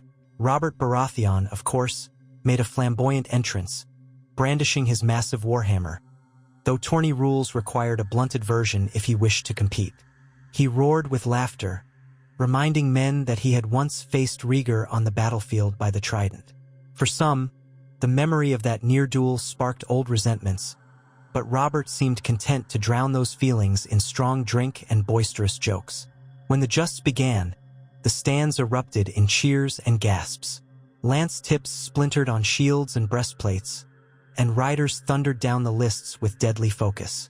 The king watched from a modest dais, Queen Elia at his side. Princes Rhaenys and Aegon sat behind them, marveling at the spectacle. Rhaegar himself wore a formal black mantle embroidered with a three-headed dragon in silver thread. He smiled politely, applauded skillful tilts, and exchanged murmured observations with Elia and Barristan Selmy. Everyone waited to see if the king would ride in the lists. In his younger days, Rhaegar had proved himself an accomplished juster, more than capable of defeating renowned knights. Yet rumor held that since taking the throne, and since the tragedy with Aerys, he had lost his taste for the public display of martial prowess. As the jousting continued, lords whispered, some half expecting the king to declare himself. But Rhaegar did not. He quietly declined, content to observe. His armor, inlaid with rubies, remained stored away. He had no desire to revisit the battlefield's illusions of glory. The war had taught him how swiftly glory could turn to horror. So he watched as Loras Tyrell unhorsed a pair of talented knights in quick succession, earning cheers from the crowd. Oberyn Martell competed in the melee, wielding a spear with lethal grace. Then, surprisingly, Robert Baratheon demanded a tilt as well, substituting a heavy lance for his warhammer. He shouted challenges, pride still stoked by older glories. The crowd tensed when Robert rode against a knight in plain, blackened armor. Ser Brynden Tully, the Blackfish, who had entered the lists on a whim. The clash was tremendous, each man leaning into the charge. Robert's physical power propelled his lance in a punishing blow, but Ser Brynden managed to maintain his seat, albeit barely. In the second pass, the Blackfish struck Robert's shield directly in the center, splintering both shield and lance into shards. Robert toppled to the ground, landing heavily in the dirt. A stunned hush fell. Then, after a moment, Robert roared with laughter. He rolled to his feet, dusting himself off, and bellowed, "Well struck, Tully! Next time, I'll bring my hammer, and we'll see who stands." The crowd roared with approval, enjoying Robert's good humor. Even Rhaegar found himself smiling slightly. He could see that Robert, despite his bitterness, still possessed a spirit that could be magnanimous when not clouded by vengeance. Perhaps there was hope yet for a realm that could contain both Targaryen and Baratheon pride. As the day wore on, the tourney concluded with Loras Tyrell claiming victory in the justs, a triumph that made the Reachmen jubilant. Oberyn Martell emerged as the last man standing in the melee, drawing cheers from the Dornish and raising some eyebrows at the lethal efficiency of his combat style. When the ceremony for awarding prizes arrived, King Rhaegar presented golden wreaths to the victors, commending their valor. Loras knelt with respectful elegance, while Oberyn took his prize with a sardonic smile, his eyes reflecting both pride and lingering resentment toward the Targaryen name. That evening, a feast was held in the Great Hall of the Red Keep. Long tables were laden with roasted boar, fresh bread, honeyed fruits, and numerous flagons of wine. Minstrels played lively tunes, and dancers wove between the tables. Laughter filled the air, though it was occasionally strained, as lords attempted to bury ancient grudges beneath the merriment. Rhaegar made a point of toasting the honor of the knights who had competed. His words were gracious, tactful, and free of arrogance. Still, beneath the music and laughter, tensions and conspiracies churned. At one table, men from House Bolton drank in silence, eyes ever watchful for potential advantage. At another, Lannister courtiers whispered of future expansions to the west. Around the hall, one could see subtle alliances forming or fracturing in the swirl of conversation. Late in the evening, as the feast's energy began to wane, Rhaegar slipped away from the high table. Elia noticed but did not stop him. She understood her husband sometimes needed a moment alone from the demands of kingship. He meandered through a side passage, eventually finding himself on a terrace overlooking the Red Keep's outer walls. The night sky stretched vast and dark above the city, flickering torchlight marking the lines of the streets below. He stood there, letting the cool breeze wash over him. The day had been a success by most measures. The lords had enjoyed the tourney, and no blood had been spilled. Yet he knew this was but a temporary balm. The realm's fractures ran deep, and it would take more than justs and feasts to truly unite the seven kingdoms. If anything, the illusions of unity might prompt dangerous men to bide their time, waiting for a moment of weakness to strike. A soft footstep approached behind him. He turned to see Jaime Lannister, resplendent in his white Kingsguard cloak and gilded armor. Jaime inclined his head, golden hair catching the torchlight. "Your Grace," he said, "I noticed you'd left the feast." Rhaegar studied the young knight's face. Jaime had once served as the Mad King's sworn protector, a duty that had burdened him with a bitter guilt. These days, he seemed uneasy, caught between loyalty to House Lannister and his oath to defend King Rhaegar. "I needed a breath of air, Sir Jaime," Rhaegar said softly. "But you needn't follow me like a shadow." Jaime offered a wry smile. "A Kingsguard has but one duty. I'd rather stand guard in the fresh air than watch men gorge themselves in the hall." He paused, glancing at the city lights. "Is this what you hoped for? A realm where these lords pretend to like each other while their blades remain half-drawn?" "There are worse realms," Rhaegar replied. He clasped his hands behind his back. "And yes, I did hope for something like this, because the alternative was rivers of blood." Jaime nodded, gaze drifting. "I suppose so. You did the unthinkable to stop your father. But I wonder, can you ever truly escape what it cost you?" Rhaegar's jaw tightened slightly. "No," he admitted. "The realm may not speak of it openly, but I feel it every day. I ended Aerys' tyranny, but I also ended his life by my own hand. Some will see that as an act of heroism. Others will see it as the greatest taboo. And I will always carry the memory of that night." A lull settled in, the hush of unspoken regrets. At length, Jaime cleared his throat and said, "The small folk call you the Harpist King. They say you once loved music more than battle. Do you ever regret taking up the sword?" Rhaegar looked back at the blazing city. "At times. But I've learned that a king who cannot wield a sword when necessary invites others to wield it for him, and often that leads to horrors. I still play my harp when I can, though rarely. Someday, if the realm finds true peace, perhaps I will have time to compose new songs. But for now, my life belongs to the throne and to the people." Jaime studied him for a moment, then said, "I hope that day comes, Your Grace."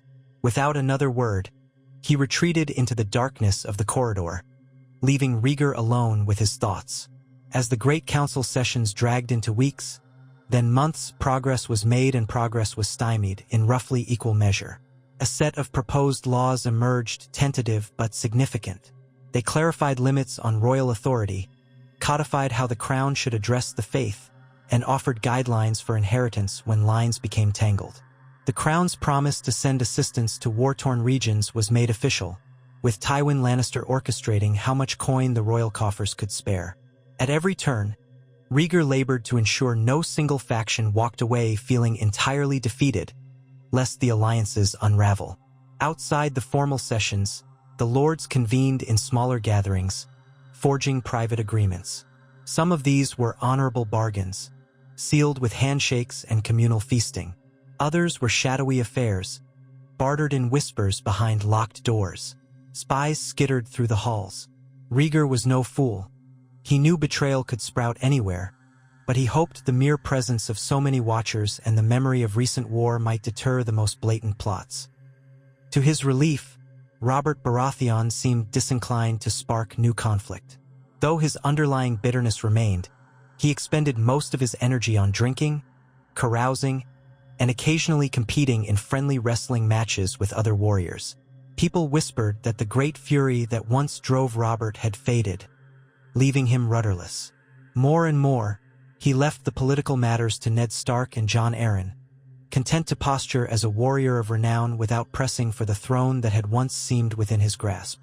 One evening, well after midnight, Eddard Stark paid a surprise visit to Rhaegar's Solar, accompanied by Jon Arryn. Rhaegar was reviewing some scrolls by candlelight, stifling a yawn, when the two men were shown in. He rose, offering them seats. "My lords, is something amiss?" Ned's expression was grim. "We've heard disturbing rumors. Whispers that certain bannermen loyal to the memory of your father may be conspiring to avenge him.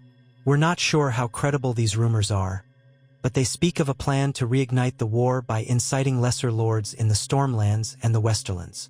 Jon Arryn nodded solemnly. "We came to you first in confidence because naming these conspirators publicly could cause a panic if we're wrong. But if we're right, they may be a threat to the peace you've built." Rhaegar's stomach tightened. Of course, it would not be so simple. The longer the peace lasted, the more certain fanatics on either side would see it as betrayal of old loyalties. "Do we have names?" Ned shook his head. "Only hints. A certain Lord Caron in the Stormlands, perhaps. A minor Lannister cousin with a taste for vengeance. Others too, but we lack proof. I suspect they're disgruntled knights who preferred Aerys' tyranny because it let them indulge in cruelty unchecked." Rhaegar ran a hand through his silver hair. "We must root this out carefully. If we march openly on those suspected, they'll disappear like shadows. If we do nothing, they might strike." He eyed Jon Arryn. "Lord Arryn, do you have loyal men who can investigate quietly?" "I do," Jon replied. "I'll dispatch them at once. Quiet inquiries, no accusations until we're certain." Rhaegar nodded. "And I'll ask Ser Barristan to enhance security around the Red Keep. We won't give these conspirators an easy target." "Thank you both for coming to me." Jon Arryn regarded him steadily. "We remember what Aerys did to my foster son's father and brother. We won't let such madness return if we can stop it. You have my support, Your Grace." Their quiet meeting ended, leaving Rhaegar troubled but determined. He had known peace would be fragile. If these rebels to the rebels, men who still worshipped the memory of the Mad King, were indeed plotting, then the realm was in more danger than the lords at the Great Council realized. Better, he thought, to handle it quietly, without rousing a panic that might lead to renewed violence. Meanwhile, beyond the politics, life carried on in King's Landing. Midwives delivered children, merchants haggled over prices, and the city guard tried to keep the peace among the throng of travelers. Queen Elia worked tirelessly with the royal household to distribute food to the poor, a tradition she had begun during the final days of the war when starvation loomed. Her kindness earned her a beloved reputation among the common folk, though some courtiers sneered that she was trying to buy loyalty for House Martell. Rhaegar disregarded such cynicism.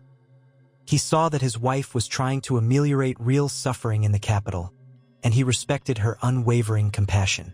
One morning, a raven arrived from Winterfell. Ned Stark, busy with council duties in King's Landing, had left behind certain northern lords to tend Winterfell. The letter reported a harsh early frost in the far north, along with an unusual sighting. Some travelers claimed to have seen pale creatures skulking beyond the wall. The Maester of Winterfell dismissed the accounts as illusions conjured by swirling snow and fear, but the letter's tone was uneasy. Rhaegar, reading it in the quiet of his solar, felt a chill prickle down his spine. Was it just another northern ghost story, or evidence that something ancient was stirring?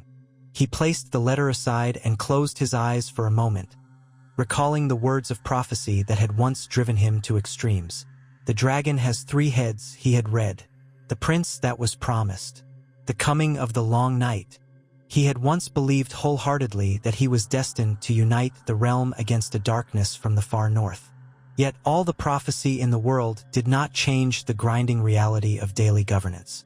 Perhaps destiny alone could not triumph without a realm prepared to face it. And so the Great Council continued. Debates over taxes, over the balance of power between crown and lords, over the duties of wardship and fostering, and 1,000 other details wove a tapestry of compromise.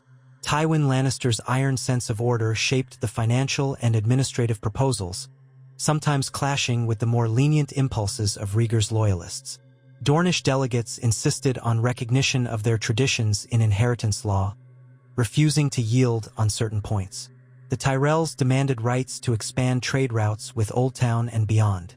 Robert Baratheon sulked through many of these sessions, but occasionally voiced loud approval for any measure that lessened the crown's interference in local governance. Eventually, a workable framework emerged. It was far from perfect, but it provided guidelines that might, if adhered to, prevent future tyrants from trampling their vassals' rights without consequence. It also guaranteed certain privileges to each region, symbolically acknowledging that the Targaryens could not rule by fear alone. Finally, the council agreed upon an official condemnation of the atrocities of Aerys II's reign. An unprecedented statement, given that he had once been the crowned king. In it, they cited the murders of Rhaegar and Brandon Stark, the cruel threat of wildfire, and various abuses of power. This final measure was more symbolic than legal, but it was the realm's way of drawing a line between the Mad King's memory and the new monarchy. The day came for the council's final session, where the lords would affix their seals to the new statutes, binding themselves and their heirs. The throne room was packed from wall to wall, tense and expectant. Rhaegar arrived in solemn attire, accompanied by Queen Elia and their children, along with the Kingsguard. Tywin Lannister stood at the foot of the dais, the official scribe and architect of much of the wording. One by one, major lords were called to sign or to place their seal upon the thick parchments enumerating the new laws. Eddard Stark strode forward in plain northern garb, pressing his direwolf seal into the wax. Jon Arryn followed, stamping his falcon and moon. Robert Baratheon took the quill with a scowl, scrawling his name and pressing the flaming heart of House Baratheon's signet ring into the wax. Mace Tyrell and Oberyn Martell likewise sealed the deal, though Oberyn held Rhaegar's gaze a little longer than most, as if reminding him that Dorne would be watching. When it was done, Tywin Lannister passed the parchments to Rhaegar. The king took a deep breath. He glanced over at Ser Barristan, at Jaime Lannister, at Elia, who watched him with quiet pride. Then he signed his name, Rhaegar of the House Targaryen, second of his name, King of the Undulls and the Rhoynar and the First Men, Lord of the Seven Kingdoms and Protector of the Realm, and pressed the Targaryen seal into the wax, the three-headed dragon imprint joining the others. A hush lingered. Then Rhaegar rose. "Lords of Westeros," he said, his voice carrying through the hall. "You have signed these statutes of your own will. Let them guide us, protect us, and remind us that we stand stronger together than apart. May the horrors of war not soon visit us again." A ragged cheer went up from some corners, applause from others. Not all were enthusiastic, but few dared openly object. It was done. The Great Council had concluded in a measure of unity scarcely seen since the days of Aegon the Conqueror. As lords began to file out, some eager to return to their own lands, a measure of guarded optimism filled the capital. Perhaps, for all the hidden resentments, a lasting peace could be forged. Rhaegar and Elia received congratulatory visits from foreign envoys, from bravos, pentos, and even a small contingent from the Summer Isles. Trade treaties might follow, new alliances might flourish. The future was not guaranteed, but it was open in a way it had never seemed under Aerys's reign. Yet, in a shadowed corner of the Red Keep, danger coalesced. The conspirators Ned Stark had warned Rhaegar about had not been idle. Spurned Targaryen loyalists, or more accurately, loyalists to Aerys's brutal vision, had found each other during the Great Council. They saw Rhaegar's compromises as betrayals of true Targaryen power. While the king and his lords congratulated themselves on forging a new realm, these men plotted a dramatic act that would reignite the war and avenge the Mad King. A plan was taking shape, a sudden strike at the king or his family, or perhaps unleashing a hidden cache of wildfire left undiscovered beneath the city. They whispered in secret chambers, forging alliances with disaffected knights, stashing weapons, and writing coded letters to potential allies in the countryside.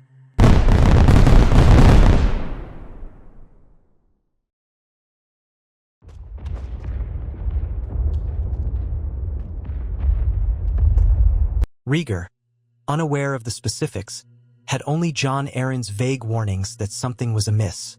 But time was running out. The city's joy and relief at the council's conclusion would be the perfect cloak for treachery. A single spark could consume them all again.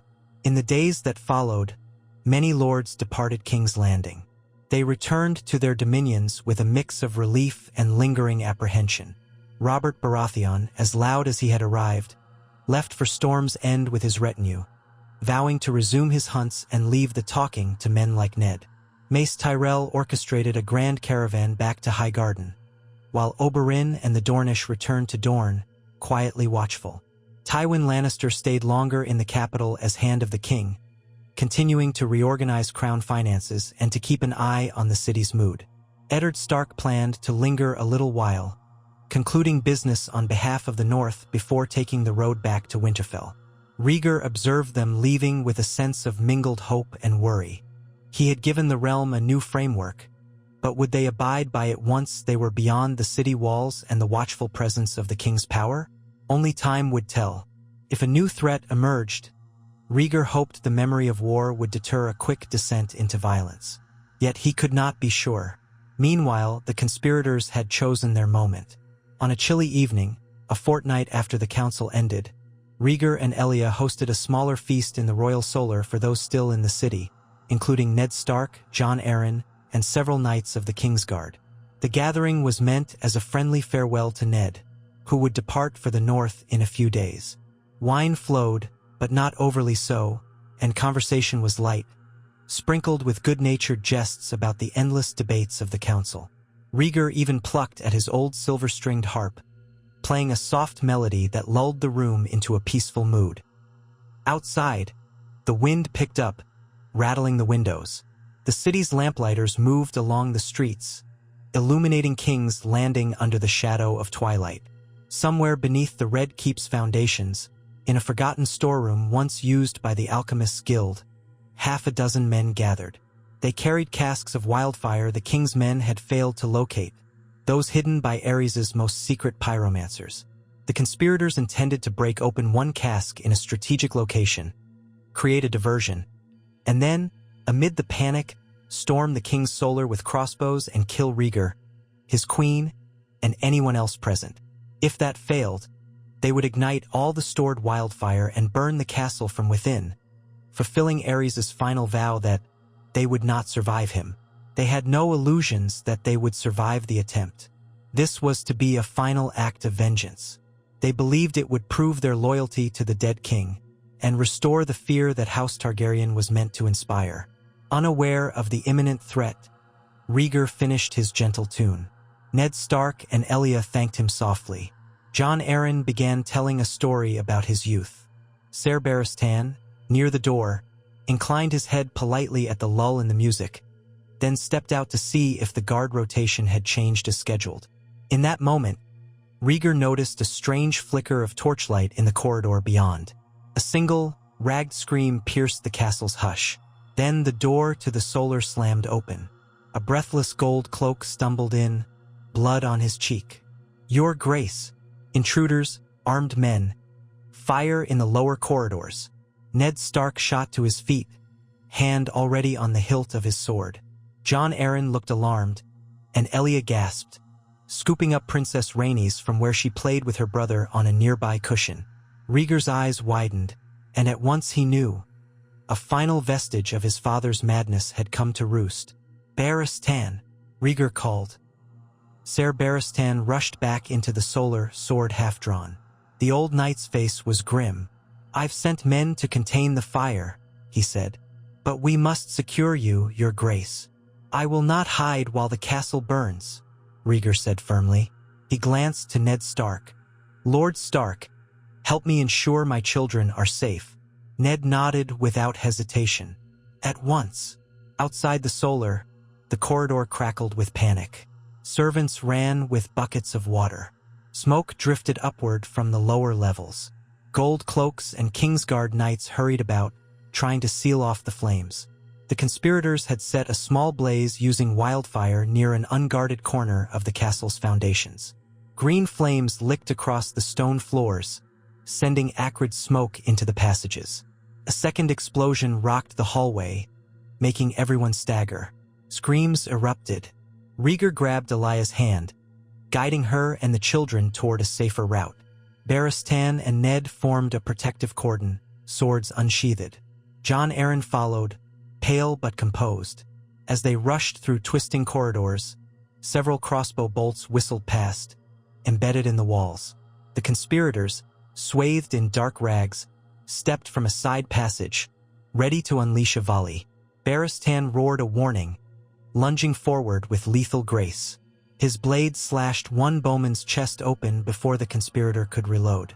Ned Stark engaged another, knocking aside a bolt with his shield and driving his sword through the attacker's midsection.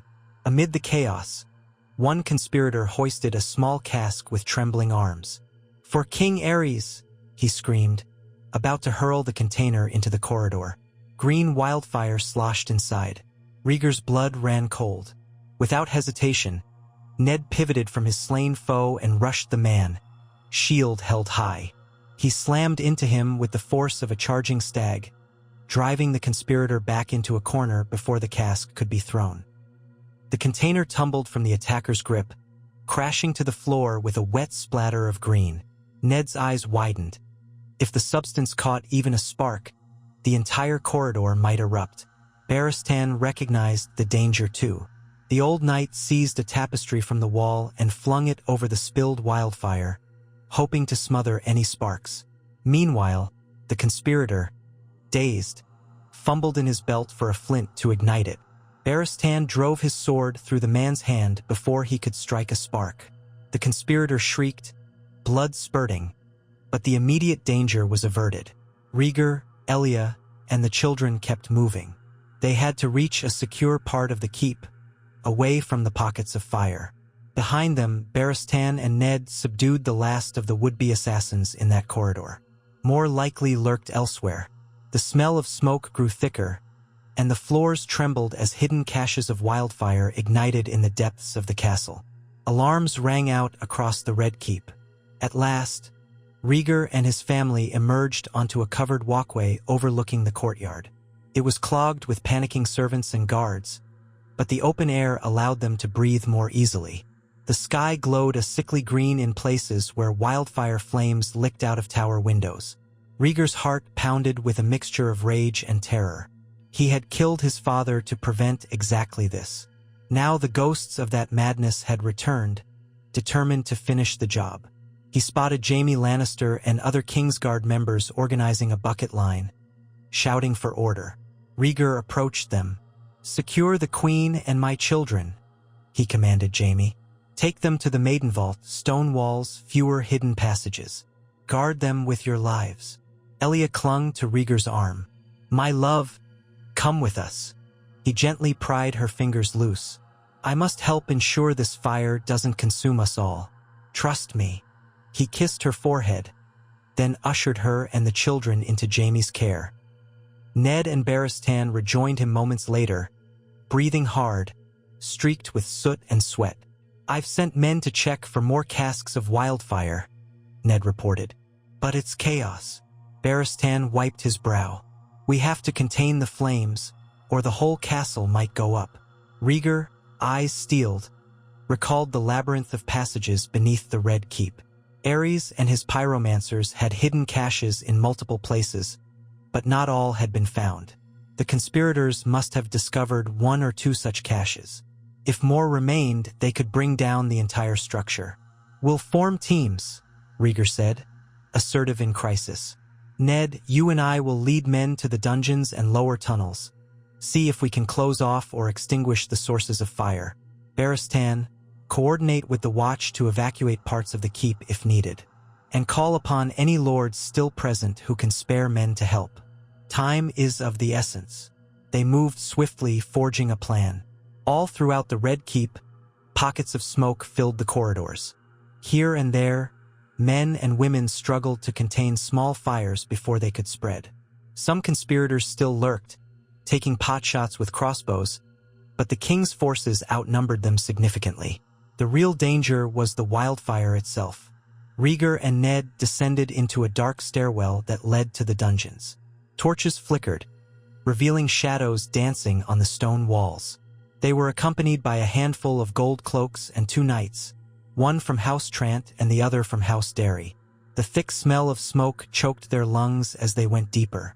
Halfway down the passage, they found a group of conspirators prying at a hidden panel in the wall. Rhaegar's memory flashed. He recalled reading about secret storerooms once used for black powder and substances during Rhaegar the Cruel's time. If they opened that panel and found more wildfire, it could be catastrophic. "Stop them," Rhaegar commanded. Their men charged, swords clashing in the torchlight. Ned Stark himself engaged two foes at once, steel ringing on steel. Rhaegar joined the fray, brandishing his blade. He was no longer just a harpist or a scholar. He had been tempered by war. His strikes were swift and precise. The conspirators, though fanatical, were ill-trained compared to the king and his seasoned companions. One by one they fell, blood pooling on the floor. In the melee's aftermath, Rhaegar found that the panel had been pried partly open. A cask glinted in the darkness. He gingerly reached in and slid it out. Sure enough, the emblem of the Alchemist's Guild marked the side. "7 save us," Ned muttered. "How many more of these might be hidden around the castle?" "No time to count," Rhaegar said. "We have to secure them." Together, they carefully moved the cask to a safer spot, covering it with wet rags. The conspirators who survived the fight, wounded and pinned to the floor, spat curses at the king. "Long live King Aerys," one croaked, blood bubbling on his lips. "He will have his vengeance in death." Then he died. Rhaegar shuddered at that last breath. He recalled the moment he had ended his father's life. Had he truly put an end to the madness, or merely unleashed it in a new form? He set his jaw. He would not let the realm burn. Not again. They continued deeper into the lower levels, extinguishing smaller fires with water drawn from cisterns. The castle's thick stone construction helped contain many of the flames, but some corridors were gutted, blackened by green fire that spat and crackled eerily. The conspirators, outnumbered and now disorganized, were either captured or killed. By dawn, the king's men had accounted for most of the hidden caches. Several had exploded in controlled blasts, scarring the stone but sparing the bulk of the Red Keep structure. Exhausted, soot-stained, and battered, Rhaegar emerged into the pale morning light. The courtyard was littered with debris and wounded soldiers. Smoke still curled from a few windows, but the worst had passed. The Red Keep stood, scorched but not destroyed.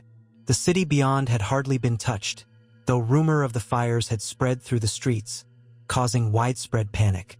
In the hours that followed, Barristan Selmy, Tywin Lannister, and other officials took stock of the damage. The king personally oversaw the final disposal of any remaining wildfire casks. He ordered them taken far from the city walls to be emptied or neutralized by the few pyromancers left who still served the crown loyally. Many conspirators lay dead, and the rest, less than a dozen, were thrown into the deepest dungeons. Swift judgments would follow. At last, Rhaegar allowed himself to see Elia and their children, who had sheltered in the Maiden Vault. They rushed to him, tears in their eyes, relieved that he was safe. He held them close, murmuring reassurances. Rhaenys clung to him, weeping, while young Aegon clutched at his father's leg. The king's heart twisted with relief, guilt, and fierce love. Ned Stark appeared soon after, face smudged with soot, though his gray eyes were calm. "Your Grace," he said, "we've secured the lower keep.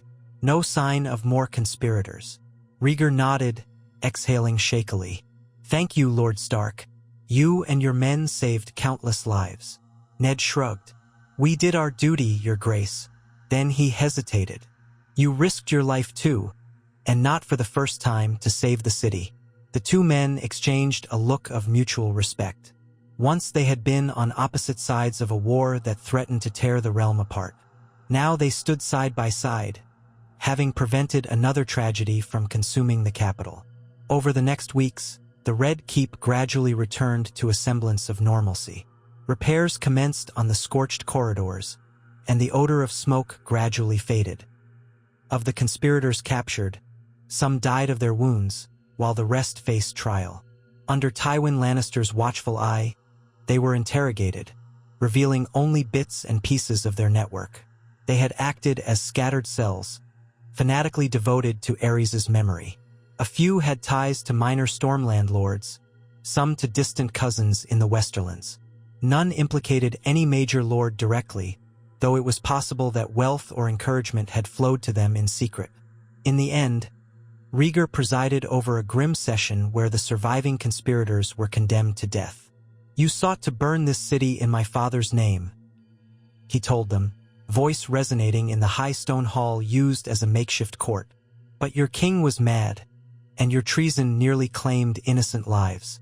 The realm will not forget what you tried to do." Executioners carried out the sentence swiftly, and their heads were spiked above the gatehouse as a warning that the age of wildfire tyranny was done. The events rattled the realm. Rumors flew that King Rhaegar had nearly lost his life to hidden wildfire, that the Red Keep had almost been destroyed. But word also spread that he had personally fought to save his people once more, proving himself a king who would not abandon them to chaos. Even Robert Baratheon, upon hearing of the crisis, grudgingly admitted Rhaegar's valor.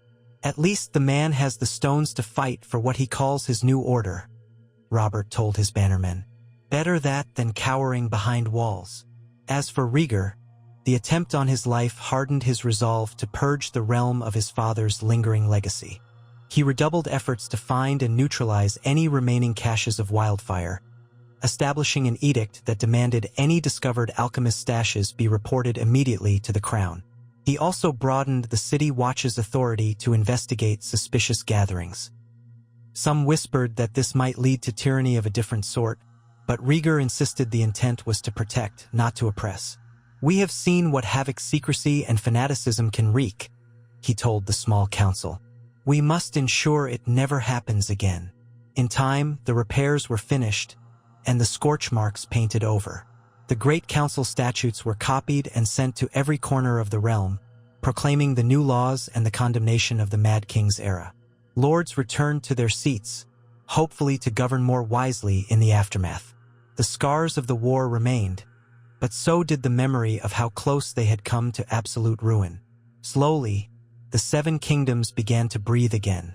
The small folk planted crops, harvested them, and prayed for gentle winters. Knights practiced in tourneys under peaceful conditions, not the specter of civil war. Merchants sailed from Lys and Tyrosh, eager to profit from renewed stability. In the far north, the Night's Watch began receiving the promised shipments of grain and the occasional recruits, courtesy of King Rhaegar's new decree.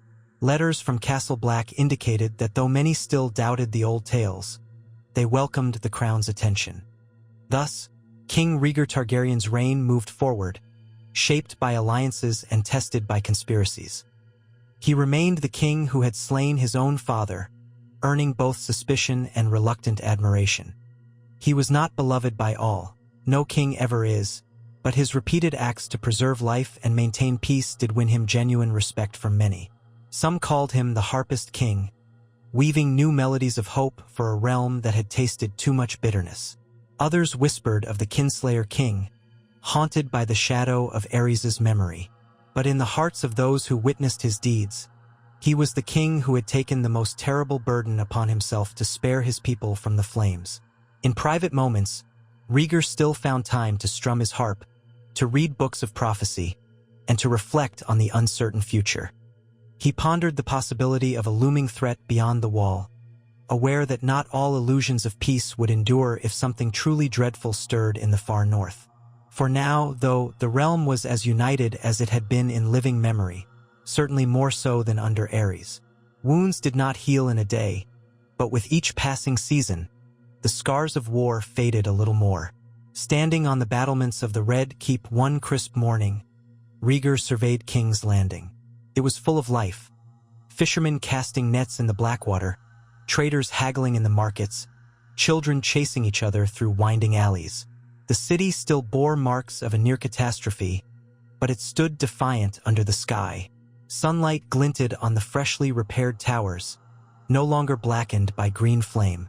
Overhead, a gull cawed, circling in a wide arc before vanishing out to sea. The king exhaled a slow breath, letting the wind brush his silver hair back from his forehead. Perhaps no one could ever truly erase the cruelty of the past. Yet each step forward built something new.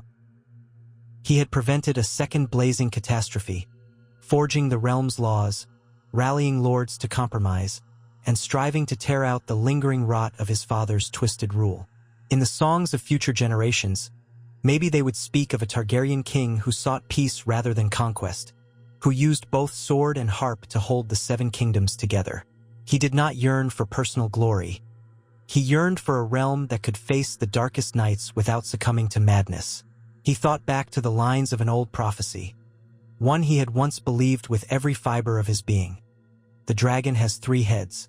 He was not sure if that prophecy had been fulfilled or diverted. Perhaps destiny was not a narrow path but a wide road, with many forks. He could only strive to walk it with compassion and courage. If the day came when a greater threat rose from the north or from across the sea, he prayed that Westeros would be ready. For now, the realm was free of the Mad King's tyranny. His father's final words echoed in memory. Burn them all. Rhaegar had refused. He would never allow those words to define House Targaryen's legacy again. Where Aerys had demanded flames and screams, Rhaegar offered reconciliation and mercy. Where Aerys had reveled in cruelty, Rhaegar sought to rebuild injustice. That, more than any prophecy, was the mark he would leave on the world. And so, under the early rays of sunlight, King Rhaegar turned from the battlements and headed back into the Red Keep to begin another day of rule. The swirl of courtiers awaited him, and the burdens of the crown never ceased. But he carried within him a quiet resolve. He had faced the worst of Targaryen madness and extinguished the flames. Now he would guide Westeros toward a gentler dawn, step by careful step, so that no child, no mother, no father would again need to cower in terror of a tyrant's wildfire. The distant clang of smiths' hammers drifted up from the city, echoing like a promise. The realm was forging something new, hammered into shape by necessity, tempered by sorrow, yet gleaming with hope. Rhaegar Targaryen intended to see it through, and if ever the darkness returned, whether in the shape of men's hatred or the ancient evils whispered in the north, he would stand against it, as he had stood against his own father, armed with the sword in one hand and the realm's future in the other.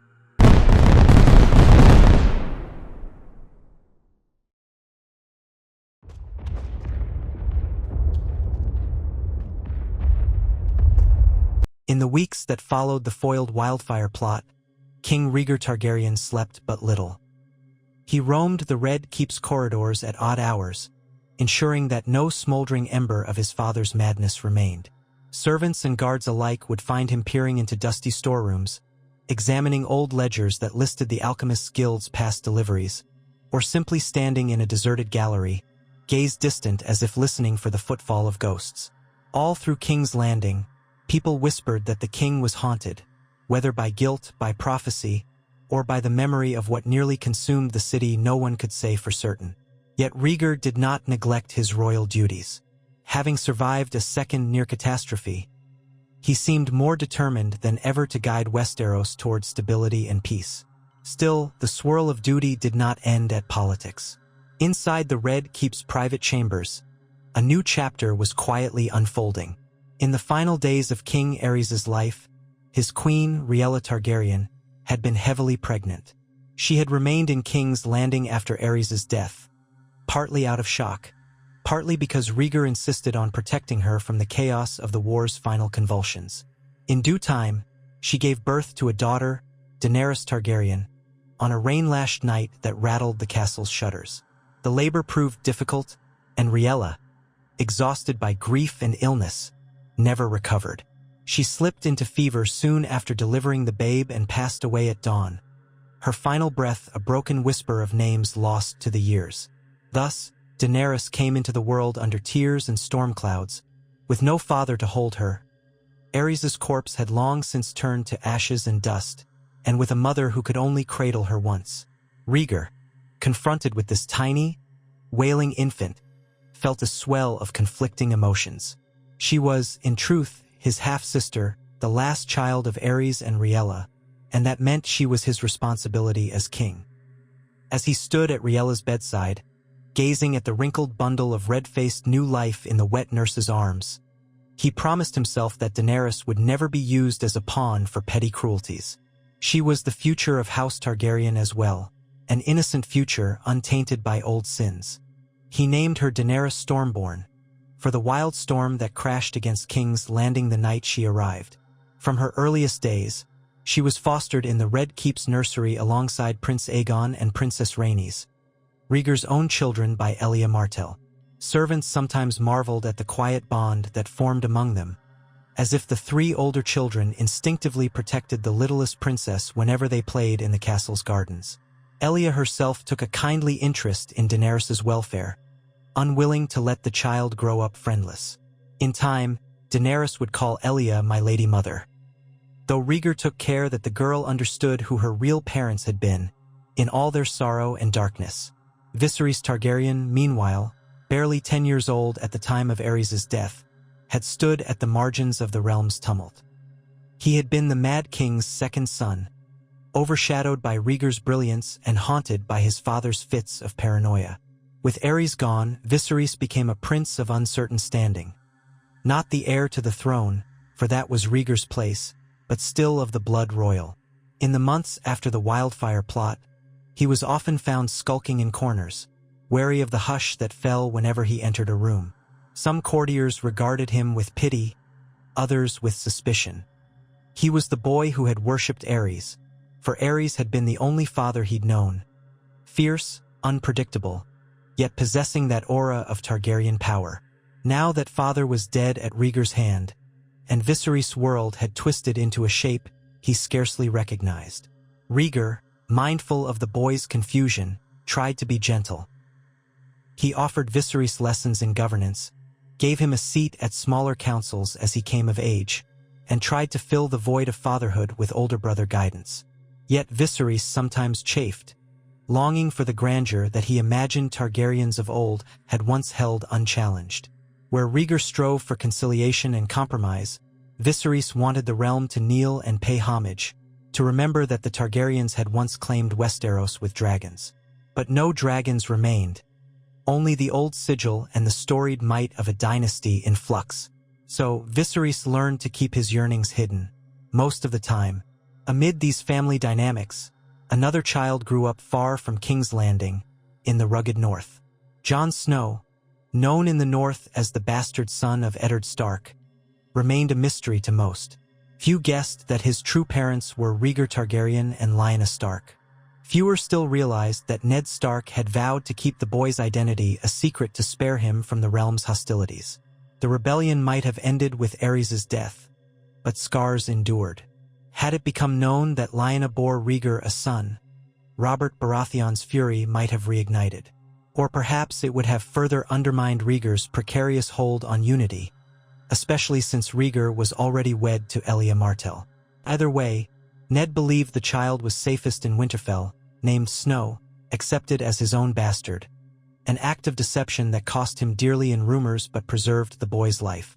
Lyanna Stark herself had survived the ordeal of the Tower of Joy, though the war's traumas left her frail for a time. She returned to Winterfell under Ned's care, and quietly, she watched Jon from afar, motherly love warring with the need for secrecy. Rhaegar had promised to ensure her safety and to return her to her family. But the complexities of prophecy, of love, and of political reality meant that their union remained unspoken in the broader realm.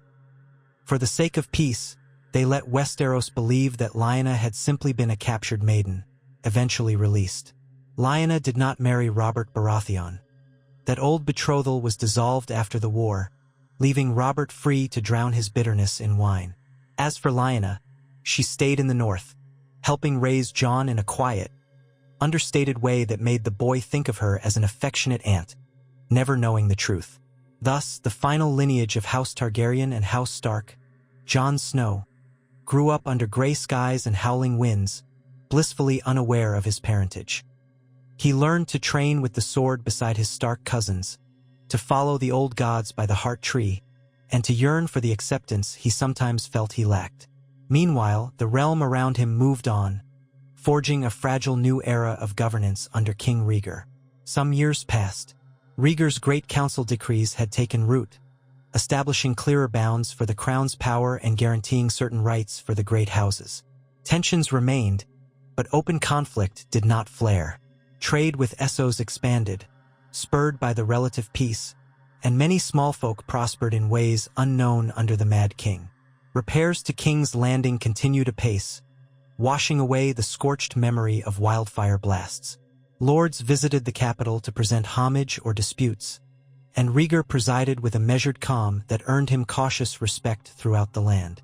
Viserys reached his 16th year, growing into a tall, fair-haired youth with the trademark silver-gold hair and violet eyes of House Targaryen. He was slender of build, quick to read, but sometimes too quick to anger. In corners of the court, rumors claimed he had inherited some of Aerys' temper, though never in so public or violent a form. Part of him resented living in his brother's shadow. No matter what Rhaegar offered, Viserys wanted more. He found himself quietly drawn to old histories of the conquest and the reign of the Three Dragons, dreaming of a time when Targaryens had soared over Westeros on the backs of living fire. Occasionally, his frustration boiled over in arguments with Rhaegar, who forbade any talk of seeking lost dragon eggs or dabbling in forbidden arts. Yet Rhaegar tried to channel Viserys' ambitions productively. He granted Viserys a command of a royal galley to oversee coastal matters, letting him learn the responsibilities of leadership on the narrow sea. Viserys' pride soared. He was a prince of the blood, entrusted with tasks that might expand Targaryen influence. And so he sailed along the eastern coast of Westeros, from Claw Isle to the ports near Storm's End, ensuring that taxes were paid and smugglers deterred.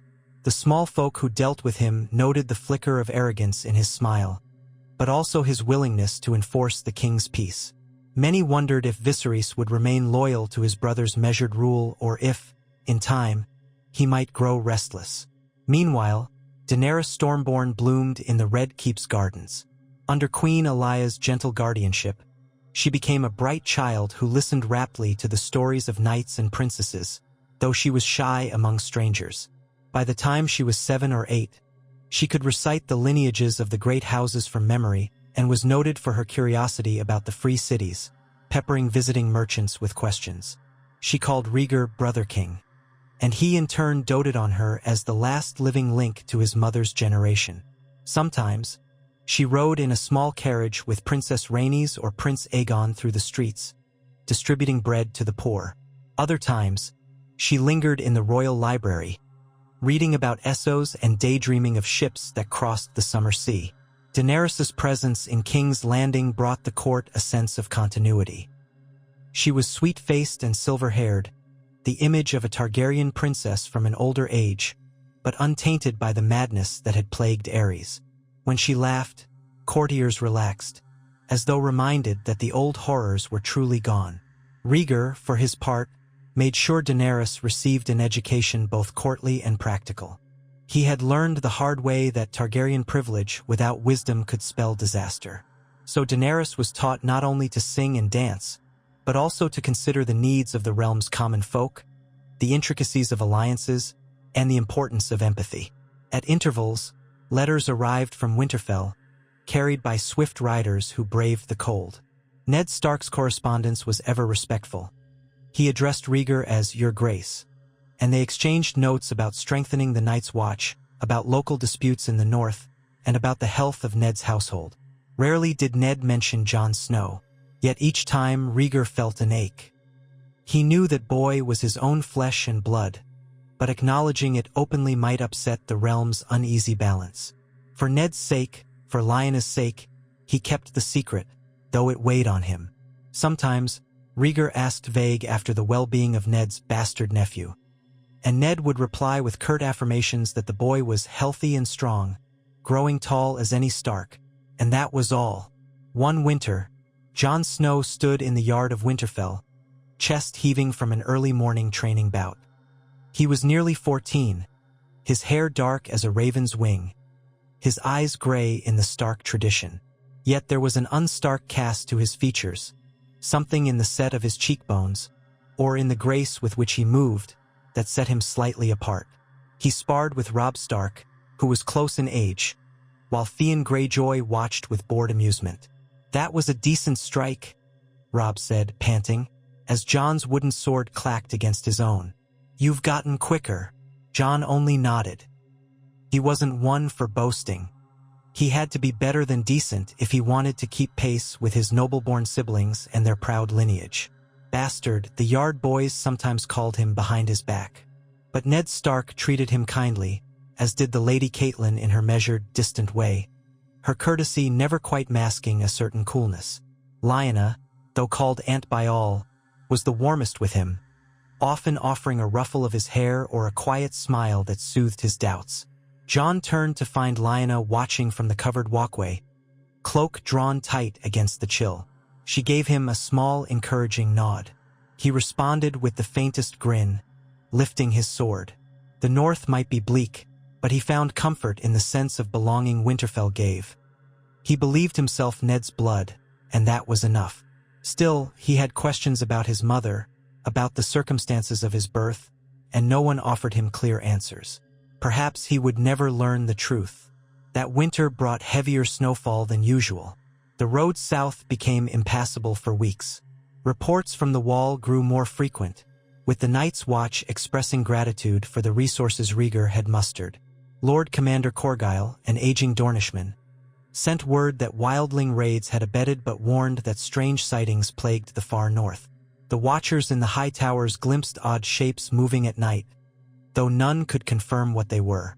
The realm's southern lords dismissed these tales as frosty superstitions, but in Winterfell, the old tales of the long night never truly died. While the snows fell in the north, King Rhaegar received a different kind of tempest in King's Landing. An envoy from Pentos arrived, carrying an invitation from the magisters of the Free City. They requested a royal visit, hoping to cement trade ties, discuss the rising power of the Dothraki in Essos, and perhaps arrange a marriage alliance for some Targaryen scion. Many on the small council found the notion alarming. Westeros seldom sent its monarch across the narrow sea for anything short of dire necessity. Yet Rhaegar saw opportunity in forging a broader alliance. If the Dothraki were truly menacing the coastal regions, it might be wise to create a buffer of strong relationships among the free cities.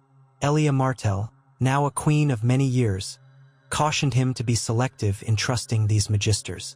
Their coin flows freely, but their loyalties shift with the wind. Rhaegar agreed, but he summoned Viserys to discuss the matter. You have overseen some of our maritime affairs. What do you make of Pentos's overtures? Viserys, standing in the council chamber with his shoulders held proudly, felt excitement stir in his gut. A royal visit to Essos? That was the stuff of grand legends. I believe we should accept your grace, he said. Show them that House Targaryen is not afraid to step onto foreign shores. If their concerns about the Dothraki are real, we might glean valuable intelligence. And if they merely seek advantage, then we can outmaneuver them. Rhaegar studied his younger brother's face. He recognized the gleam in Viserys' eyes, ambition, pride, perhaps the faint echo of the Mad King's taste for power.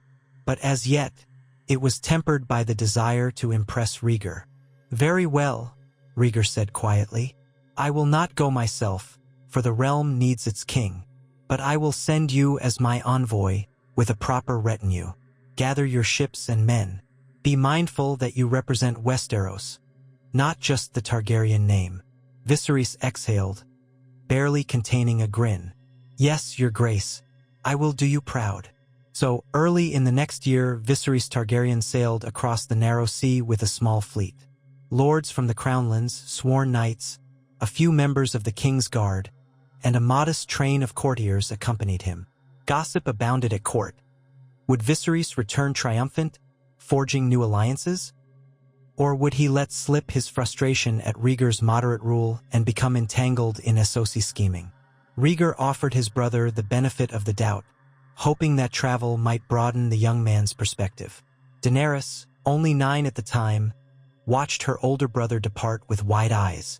She pestered the harbor master for news of the fleet, then asked Elia, "Why can't I go with Viserys?" Elia only patted her hair and explained that Daenerys was still too young, and that the king wanted her to continue her studies in King's Landing. Daenerys pouted but eventually turned her curiosity back to the library, reading about the world beyond Westeros with the wonder of a child who had never stepped outside the capital. While Viserys journeyed east, Jon Snow turned 15 in the frosted courtyards of Winterfell. In that same year, Lyanna Stark, seeing Jon's skill with a blade and the restless spark in his eyes, quietly approached Ned. "He is old enough to squire for a knight," she said one evening in Ned's solar, "or to join the Night's Watch, if that is his wish. But I fear keeping him here as a boy forever will only foster more questions." Her tone carried an undercurrent of sorrow. She longed to hold her son close, but knew he had a destiny that might not fit neatly into Winterfell's everyday life. Ned sighed. I've thought the same. Jon is too talented to waste, and his curiosity about the world grows by the day. But where would we send him? Most knights or lords might look askance at a northern bastard. Lyanna looked at him, eyes flickering. What if we sent him to train with the Royal Guard in King's Landing? As a gesture of good faith, perhaps. It would grant him an honorable path. And no one need suspect the truth. Ned paused. The idea was risky. If Jon came too close to Rhaegar, might the truth about his parentage slip out? Yet perhaps the secret was so deeply buried that no one would draw the connection. The boy had the stark look. After all, dark hair and gray eyes. And what better place for a rising swordsman than under the watchful tutelage of the Kingsguard? "I'll consider it," Ned finally said. "But I must speak with Jon and hear his own heart on the matter. I will not force him into a life he does not desire." So it was that Ned summoned Jon to the Godswood. There, by the heart tree's pale bark, Ned explained the possibility. "You are nearly a man grown," he said softly, placing a hand on Jon's shoulder. "I've taught you all I can, but there is more to the world than Winterfell's walls. If you wish it, I can send word to King Rhaegar, requesting that you enter service in the royal household. You would learn from the knights of the Kingsguard, perhaps earn your spurs. The choice is yours." Jon's eyes widened, heart pounding in his chest. A swirl of emotions rushed through him. Excitement, fear, longing for adventure, guilt at leaving the only home he had known. I don't know what to say," he managed. "I'd like to be worthy. But why would the king accept me? I'm only a bastard." Ned squeezed his shoulder gently. "You are of my blood, and the king respects our house. He has no reason to turn you away. I won't lie, you'll face scorn from some, but you have the skill, Jon. If it's what you desire, I'll do all in my power to see it done." Jon bowed his head, breath curling in the cold air. "I want to make something of myself. I don't want to live in the shadows. If you believe King Rhaegar will have me..." Ned nodded. "Then it's settled. I'll send the raven tomorrow."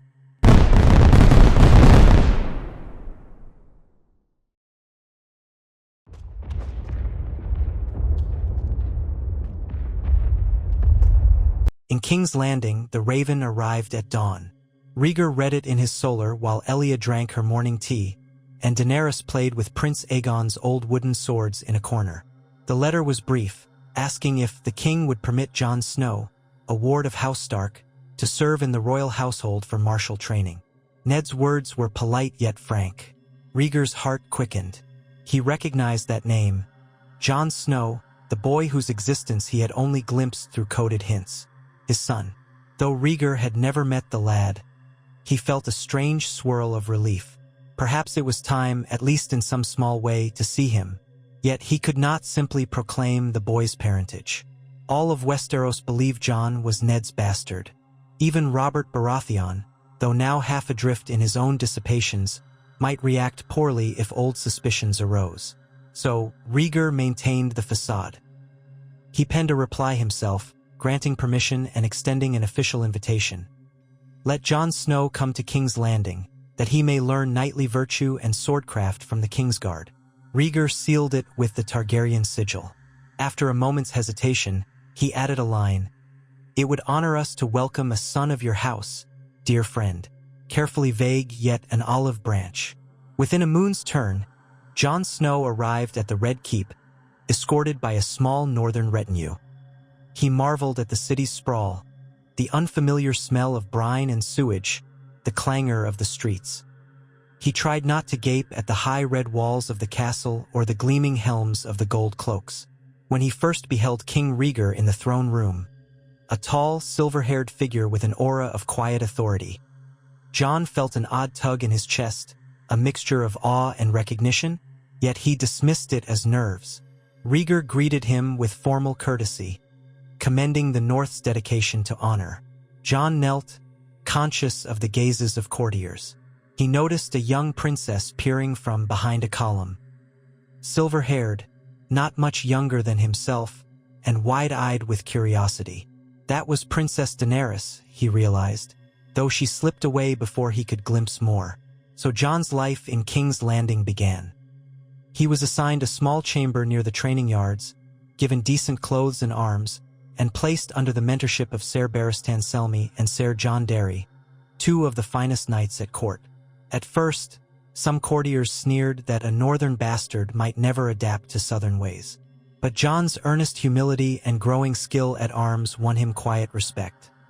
He rose at dawn to train, learned the stances of the Kingsguard, practiced jousting even though he had little experience with horses. When he saw King Rhaegar observing him from a balcony, he redoubled his efforts, though he couldn't have explained why. Princess Daenerys, for her part, found Jon Snow fascinating. She had grown up in the Red Keep with few children near her age aside from her niece Rhaenys and nephew Aegon, who were older teens now, each forging their own paths. Daenerys would sometimes wander to the training yard to watch Jon, asking him shy questions about the North, about direwolves, about the old gods. Jon, equally shy, answered politely. He found Daenerys's curiosity disarming and her manner gentle. It was not the easy camaraderie he shared with Robb, but it was a fleeting sense of connection in an unfamiliar world. Across the sea, Viserys Targaryen's mission in Pentos unfolded in ways more complicated than Rhaegar might have hoped. The Magisters of Pentos flattered the young prince, hosting lavish feasts in his honor, tempting him with exotic luxuries. They promised him connections in the disputed lands, teased him with the notion of raising sellsword companies. They insinuated that if the Targaryens ever wished to restore the old ways, complete Targaryen supremacy, unimpeded by these new laws, Essos might be a place to gather resources without the meddling of Westerosi lords. At first, Viserys was cautious. He recalled Rhaegar's warning, "You represent the realm." But as weeks turned to months, the honeyed words of the Pentoshi Magisters wore down his caution. They spoke of dragon dreams, hinting that some believed Targaryens might yet find a way to hatch dragon eggs, if only they recovered them. Viserys, enthralled, began to fancy himself the rightful dragon prince, overshadowed only because Rhaegar had seized the throne first. Old resentments flared. He drank the sweet wines of Pentos and listened to the whispered rumors. Perhaps Rhaegar had compromised too much. Perhaps House Targaryen deserved more than mere kingship yoked by new laws. Letters reached King's Landing that described grand suppers, successful trade agreements, and the promise of Pentoshi gold for mutual shipping ventures. Rhaegar read them, nodding at the outward success, but sensed an undercurrent in Viserys' writing. A restless edge, a taste for the illusions of glory. Rhaegar wrote back, reminding Viserys that any formal treaties must be vetted by the Crown's small council. He encouraged his brother to keep a steady head. But it was all from afar. By the time Viserys sailed for home, over a year after his departure, he had forged deals beyond what Rhaegar authorized, sworn half-promises to Pentos about future expansions of Targaryen influence, and nursed a secret hope that he might become a conqueror in his own right. When he returned to King's Landing, he found a changed court. Jon Snow was now squire to Ser Barristan Selmy. Daenerys was a bright 11-year-old eager for new stories, and the king was immersed in new diplomatic undertakings with bravos. Viserys arrived with pomp, wearing Essosi silks and sporting a short sword with a dragonbone hilt gifted by a Pentoshi Magister. He was lauded at first. Rhaegar praised his efforts, set up council sessions to ratify the new trade deals.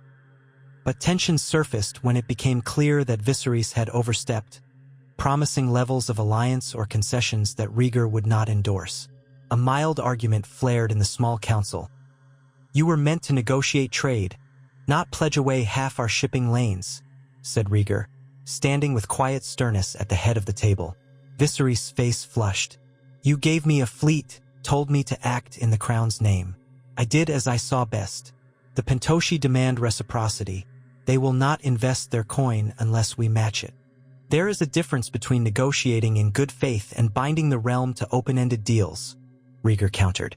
We must revisit these terms. The crown cannot blindly guarantee a foreign power's interests.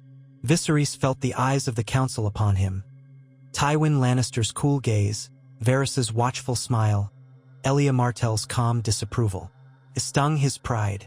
"Then perhaps you should have gone yourself, brother, if you do not trust me," he snapped, and the room tensed at his vehemence. Rhaegar paused, forcing calm. "I do trust you, Viserys, but you must remember that Westeros cannot be sold piecemeal for favor in Essos." Afterward, Viserys stormed out. Rumors spread that the prince cursed King's Landing as too small-minded to appreciate opportunities beyond the narrow sea. He began spending more time in taverns near the docks, mingling with foreign captains and sellswords, fueling his thirst for a grander destiny. Rhaegar, worried, tried speaking to him privately, reminding him that the realm's stability was precious. Viserys only heard it as condescension. In the north, that same year, Eddard Stark received unsettling reports from beyond the wall. Entire wildling villages found abandoned, livestock left to freeze, strange footprints in the snow. The Night's Watch wrote that some rangers vanished without a trace. Eddard's thoughts drifted to the old stories, White Walkers, the others, creeping in the darkness. He sent ravens to King's Landing, urging Rhaegar to dispatch more men or send reinforcements. Rhaegar complied, but many lords still doubted the seriousness of the threat. After all, no White Walkers had been seen in 8,000 years. Jon Snow, upon hearing these rumors in the capital, felt a tug on his heart. He recalled the quiet dread of northern tales. He wanted to serve, to do something, but his place was here, training among the knights. He was nearly 17 now, an accomplished swordsman, and had shown a knack for leadership in the yard. Ser Barristan had remarked that Jon possessed a calm focus reminiscent of Rhaegar's younger days. The king observed him often, proud yet constrained by secrecy.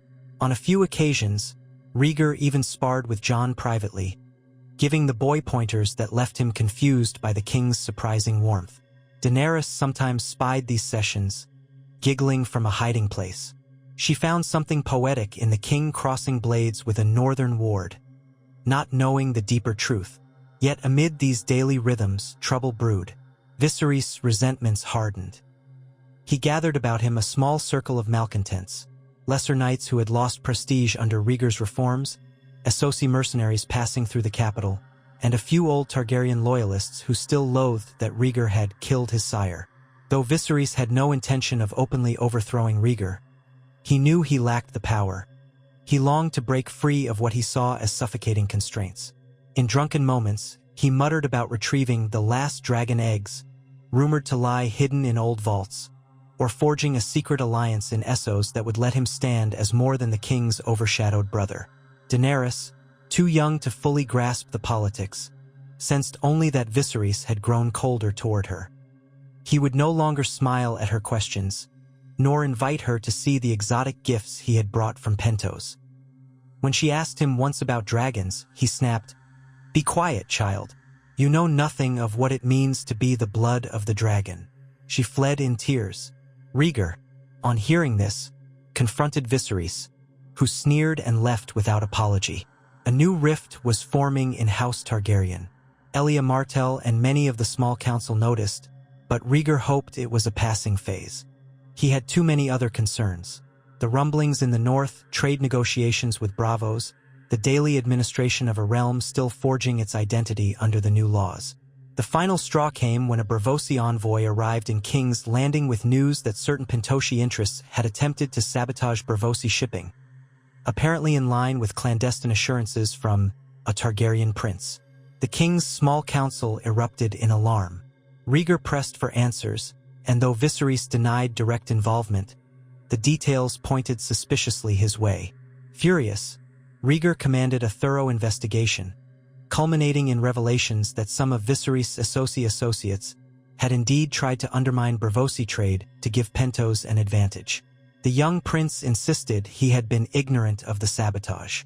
Yet enough evidence suggested he had at least turned a blind eye, hoping to strengthen Pentos' ties to him personally. Rhaegar, in a private audience, confronted Viserys. The king's composure was frayed with anger and disappointment. You have endangered the realm for your private ambitions, he said, voice trembling with barely contained rage. I negotiated in good faith with bravos. Now we must scramble to prevent open conflict on the narrow sea. Viserys' face flushed. I tried to do something great for our house. If we relied solely on your endless compromises, we would remain shackled, never reclaiming the fullness of Targaryen power. Our ancestors would scorn your timid— Enough, Rhaegar snapped. Our ancestors burned half of Westeros and ruled by fear. Have you forgotten what I did to stop our father from destroying King's Landing? I will not allow you to drag House Targaryen back into the flames. Viserys' eyes glittered with resentment. Better flames than this slow humiliation. A deadly silence coiled between them. Eventually, Rhaegar spoke, voice cold. I have no choice but to exile you from the small council and strip you of your official duties. You will remain a prince in name, but with no authority to negotiate or to represent the crown. For your own sake, and the sake of the realm, be grateful I do not send you to the dungeons. Viserys sputtered, rage burning in his eyes. He bowed stiffly, turned on his heel and left. Within a day, he vanished from King's Landing, taking a few loyal hangers-on with him. No one was certain where he had gone, only that he likely slipped aboard a ship bound for Essos. Rhaegar privately posted loyal agents to watch for news of the prince, but no immediate tidings arrived. The court felt a collective sigh of relief, mixed with a ripple of concern. Would Viserys rally foreign sellswords and attempt some grand coup? Possibly, but he had neither the coin nor the dragons of old. Rhaegar judged the threat minor, focusing instead on keeping the realm stable. He did, however, quietly accelerate the search for any rumored dragon eggs, determined that none fall into Viserys' grasp. So far, all leads proved fruitless. It seemed the last recorded eggs had crumbled to dust centuries ago. Daenerys took her brother's departure badly at first, but Rhaegar comforted her, telling her it was not her fault. She resumed her lessons, though sometimes tears slipped down her cheeks when she thought no one was looking. Jon Snow, having grown friendlier with the princess in the yard, tried to reassure her in awkward ways. He'll come home when he's ready, Jon said, uncertain himself if that was true. Daenerys managed a small smile, grateful for the attempt. Seasons turned. Jon Snow was knighted on his 20th name day, having proven himself in countless drills and small border skirmishes against outlaws in the Crownlands. King Rhaegar personally attended the ceremony, placing a sword upon Jon's shoulder. Something in the king's eyes shone with paternal pride, though no one but Elia Martell, and perhaps Varys, recognized it for what it truly was. The assembled onlookers murmured about the new knight from the north, how he'd earned favor so quickly. Ser Barristan Selmy stepped forward to praise Jon's bravery, recalling how in a brief scuffle with brigands near Hayford, Jon had shielded a wounded comrade and held off 3 attackers until reinforcements arrived. After the ceremony, in the half-lit halls of the Red Keep, Rhaegar found Jon quietly cleaning and oiling his new sword. The king approached and spoke in a low voice. Ser Jon, he said, your courage does you credit. I want you to remain here, in the royal household, as one of the knights sworn to defend the royal family. Jon rose, startled. Your grace, that is an honor. He hesitated, a swirl of confusion and awe in his chest. But I am only newly knighted. Do you not wish to place me under a more experienced lord for field duty? Rhaegar placed a hand on Jon's shoulder, an uncharacteristically personal gesture for a king. We have many knights for the field. Here, I need men I can trust absolutely. You have proven yourself. Will you accept? Jon's throat felt tight. I will, your grace, with all my heart. Rhaegar nodded and withdrew. For a moment, Jon thought he saw something like longing in the king's gaze. But the king turned away, leaving him to wonder. Meanwhile, in Essos, Viserys Targaryen's star rose and fell in equal measure. He wandered from Pentos to Myr, then to Lys, chasing rumors of wealthy patrons who might fund a Targaryen restoration of the old ways. But with Rhaegar securely on the Iron Throne, few were willing to invest in an exiled prince of uncertain prospects. Viserys' bitterness grew. He wasted coin in feasts, enticed unscrupulous sellswords with boasts, and stoked his own anger by recounting how Rhaegar had murdered their father and spurned Targaryen birthright. Some Essosi magnates humored him with small gifts, but no one took him seriously enough to field an army. Rumors reached King's Landing that Viserys was in Volantis, then that he had sailed to the Red Waste to treat with the Dothraki. Rhaegar worried that if Viserys truly courted the Dothraki, it could lead to raids on Westeros's eastern coasts. Yet such talk seemed fantastical. Why would the Dothraki follow a dragonless prince with no lands to offer? Some merchants whispered that Viserys had grown half-mad with resentment, clinging to illusions of a golden crown. Others claimed he had found a new patron among the more ruthless slavers in the south, hinting that he might trade Westerosi captives for his cause. Rhaegar sent word to his agents in Essos, ordering them to monitor the situation closely. Still, a more pressing concern soon overwhelmed the court. Ominous tidings from the Wall intensified. Rangers kept vanishing. Wildlings fled in terror, speaking of pale shadows in the night. The Lord Commander of the Night's Watch wrote desperate pleas. "We face an enemy unknown, a cold that steals the life from men. We beg the realm's aid." Some lords scoffed at ghost stories, but Eddard Stark and his bannermen took them seriously, urging Rhaegar to send men north. Reluctant to spark panic, Rhaegar convened a war council that included Tywin Lannister, still Hand of the King in his latter years, Jon Arryn, and a handful of other high lords. They debated how to respond. Could the realm afford to send a large army so far north? Winter was deepening. Supply lines would be stretched. Yet ignoring the Watch's pleas might prove disastrous if the threat was real. Rhaegar, swayed by Ned Stark's earnest warnings, decided to mobilize a substantial force. Better to face a phantom with too great a host than to be overrun by a real danger, he declared. Thus, the king announced a royal campaign to the north. He would lead a portion of the crown's forces and join with northern bannermen to investigate beyond the wall. This caused a stir in the capital. No Targaryen king had ventured so far north in living memory. But Rhaegar was resolute. He left the governance of King's Landing to a regency council, with Queen Elia, Tywin Lannister, and Jon Arryn at its head. Prince Aegon and Princess Rhaenys, both of marriageable age now, remained behind to oversee day-to-day affairs and cultivate alliances. Princess Daenerys, 14 and determined to see more of the world, pleaded to accompany her brother king. Rhaegar gently refused, insisting it was too dangerous. She was crushed, though she tried to hide it behind a mask of polite acceptance. Jon Snow, however, received orders to come with the king as part of the royal guard. The news electrified him. For the first time, he would return to the north in the service of the king. He felt torn, joyed to see Winterfell, anxious about the rumored threat, and curious how Lord Stark and his family would receive him after so many years away. Most of all, he felt an odd stirring about traveling with Rhaegar. Some quiet instinct told him this journey would test them both.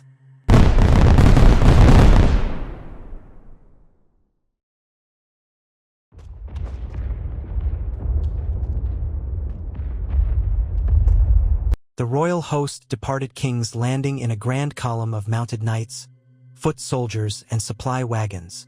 Banners bearing the three-headed dragon fluttered beside those of allied houses. The Lion of Lannister, the Falcon of Arryn, with Jon Arryn absent, but some Vale knights present, and the Rose of Tyrell. Mace Tyrell had sent a token contingent in goodwill. The march was long, the nights cold. As they passed Moat Cailin, the northern bannermen joined them.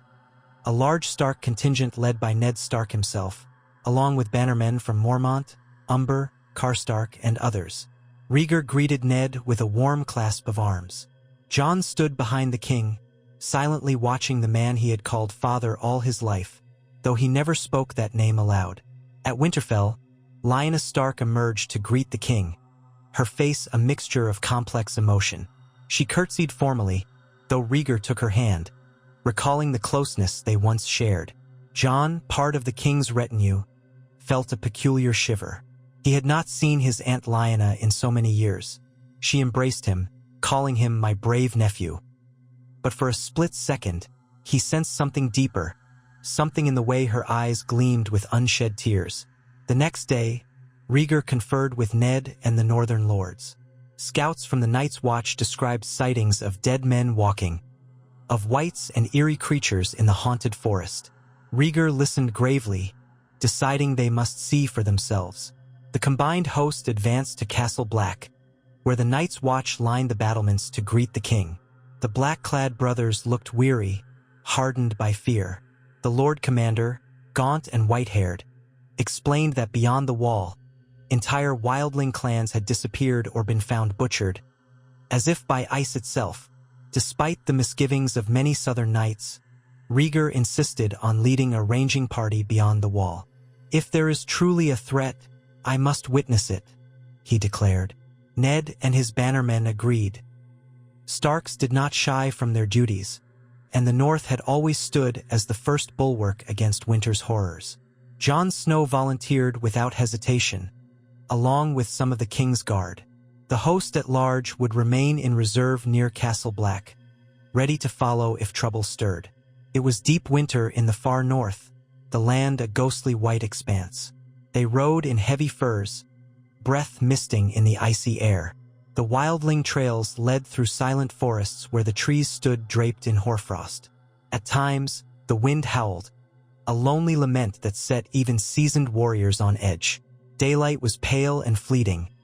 Nights stretched out in creeping darkness. Rhaegar pressed onward, refusing to let fear rule.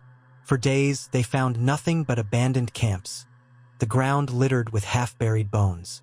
Then, at twilight on the 10th day, the watchers in the vanguard shouted an alarm. Pale figures emerged from the shadows between the pines, figures shaped like men, but impossibly slender and white, eyes gleaming blue in the dying light. The others, White Walkers, they moved with swift, silent purpose, brandishing weapons that glimmered like ice. The king's men scrambled into a defensive line, hearts hammering. Ned Stark drew his sword, face grim. Jon Snow felt his blood turn to ice as one of the creatures locked its eerie stare on him. A shrill, cold crackle filled the air, the White Walkers' language or their laughter. Then they attacked. Swords of ice met steel. At first, the men of the King's Guard held, but ordinary steel shattered on contact with the others' frosty blades. Panic spread. Rhaegar shouted for discipline, brandishing a blade forged of Valyrian steel, a relic he had brought for this journey. With that sword, he parried another's strike. A sound like cracking ice rang out, and the creature hissed in surprise. Where Valyrian steel met the White Walker's blade, shards of icy vapor flaked away. Jon, wielding a castle-forged steel sword, found himself hopelessly outmatched. He ducked beneath a swipe that would have taken his head off, stumbling in the snow. The creature towered above him, raising its freezing blade for a fatal blow. Ned Stark, too far to intervene, cried out. But at the last instant, Rhaegar lunged, his Valyrian steel sword slicing the other's arm. A keening wail echoed. The White Walker's limb cracked and then exploded into shards of ice. The rest of its body shattered as if struck by a massive force, leaving only a thin rime of frost drifting on the wind. There were more of them, 5, maybe 6. The Watchers in black huddled with torches, discovering that fire seemed to deter the others. Ned struck one from behind with a torch, and the creature recoiled, its movements slowed. One King's Guard knight had found a dragonglass dagger.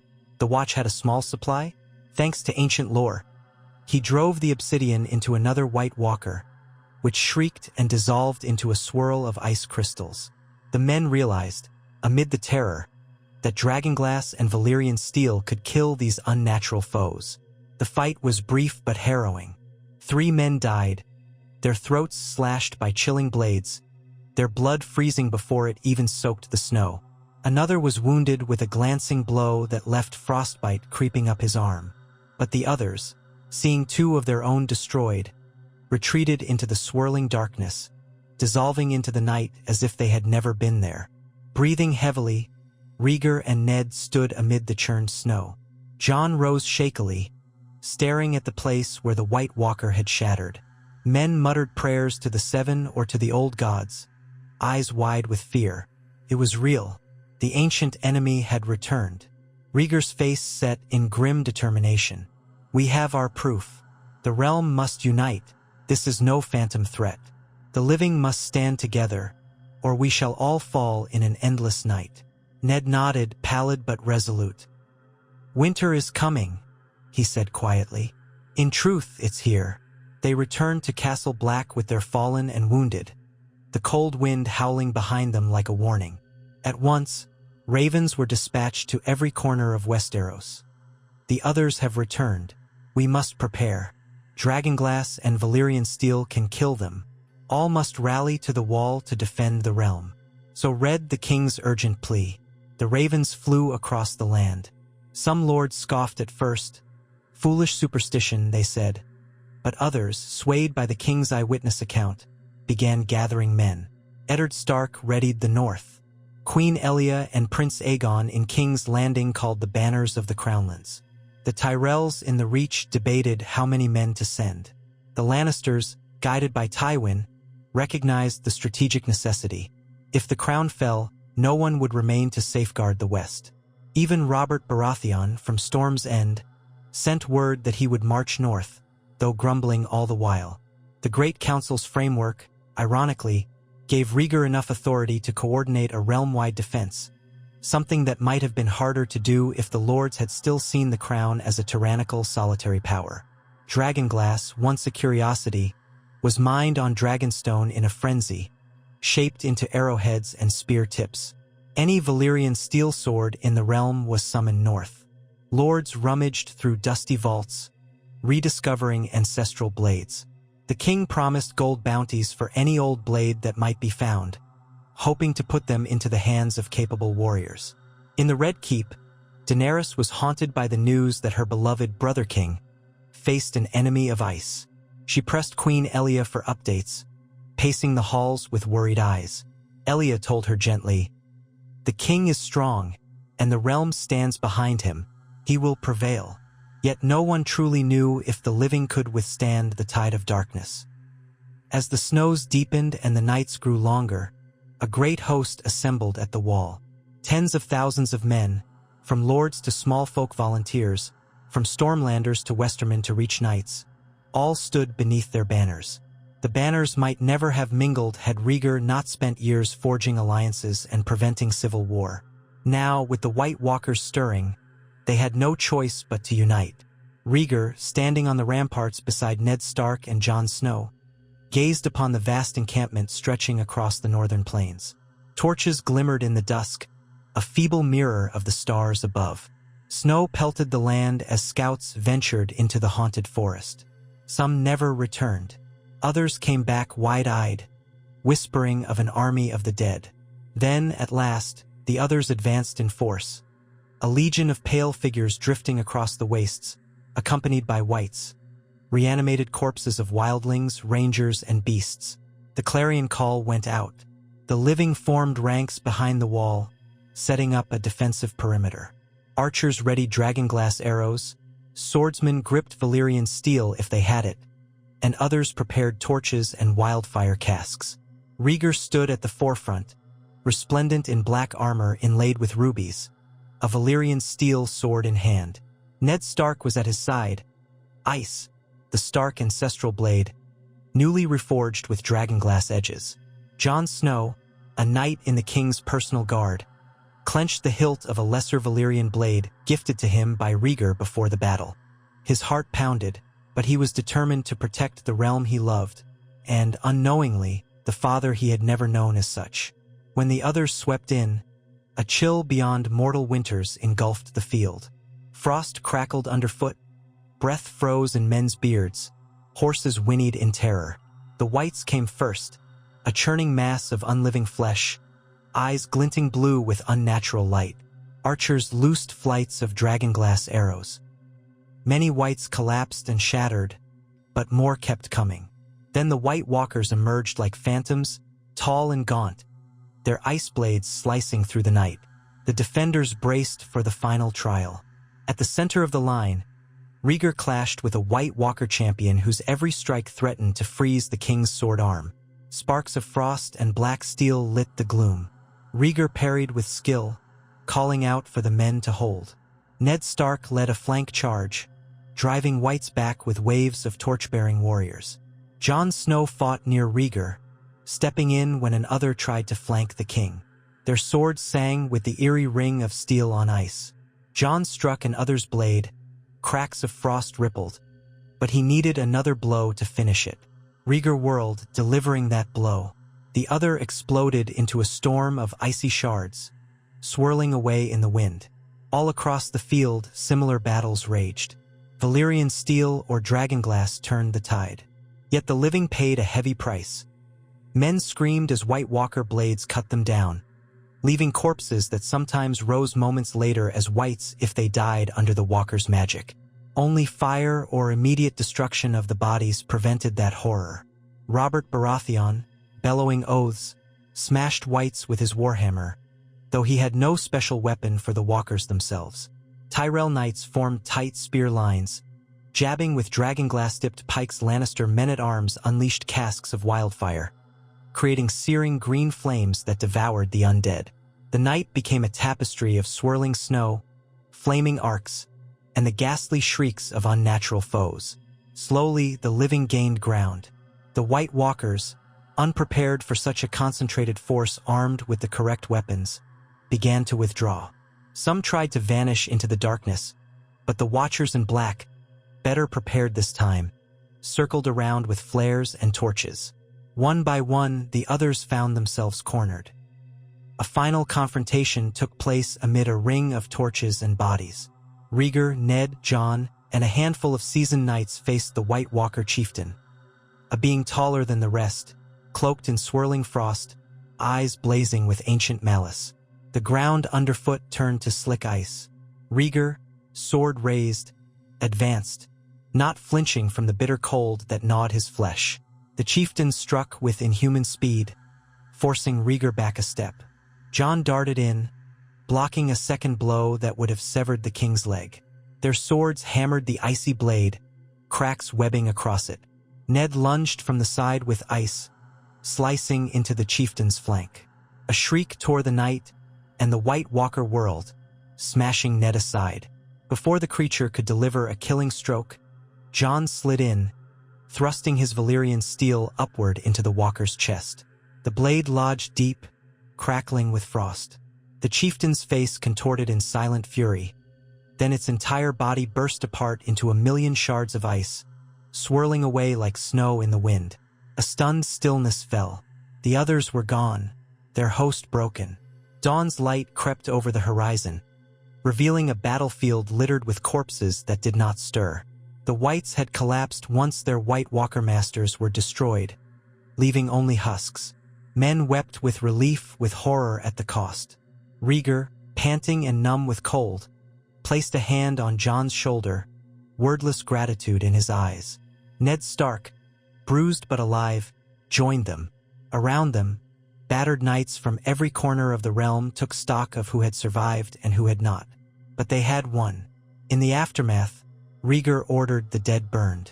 Pyres lit the snow-covered plain, sending black smoke into the clear winter sky. The living regrouped, caring for the wounded, burying their fallen.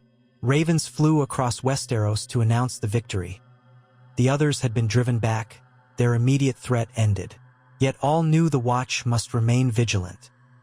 The realm had glimpsed the true face of winter's darkness.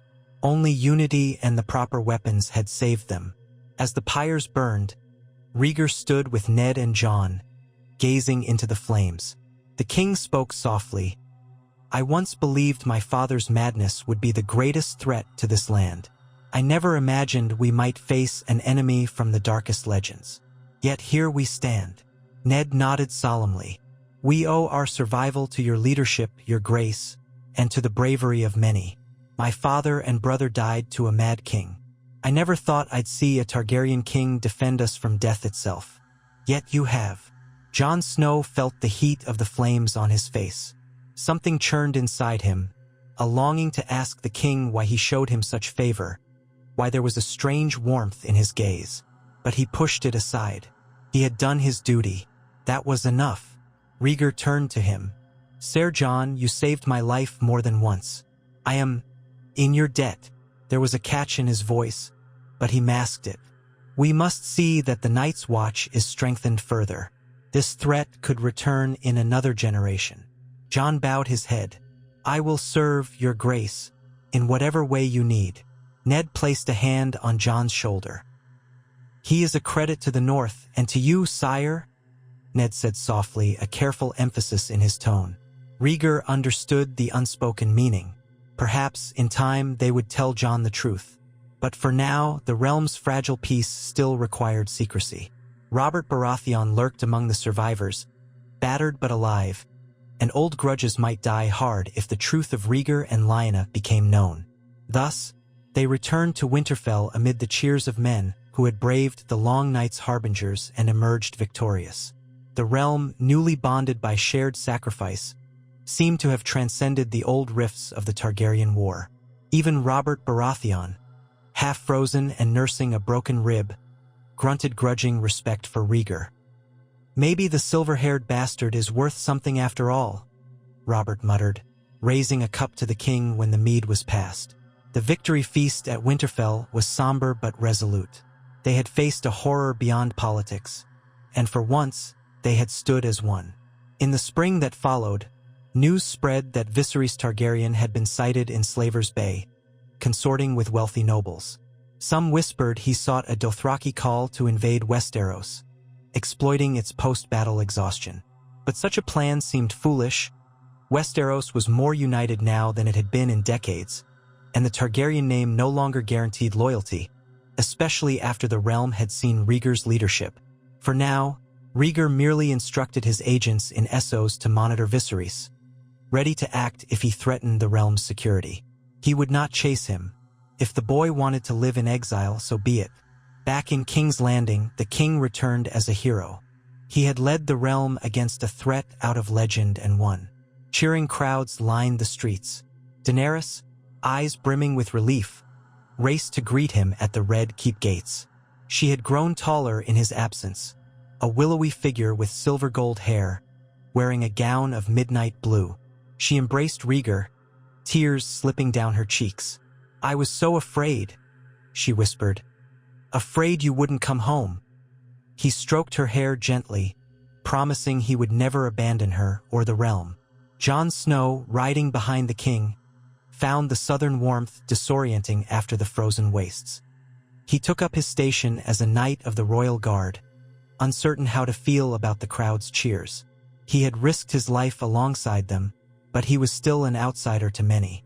Only Daenerys spared him a bright smile, and that warmed him more than the spring sunshine. A great royal feast followed. Lords from all over Westeros converged, celebrating not only the victory but also the unity that had emerged. Rhaegar used the occasion to further codify the realm's defenses. More resources for the Night's Watch, official recognition of the powers of each region in times of shared crisis, and a vow to send regular patrols beyond the wall.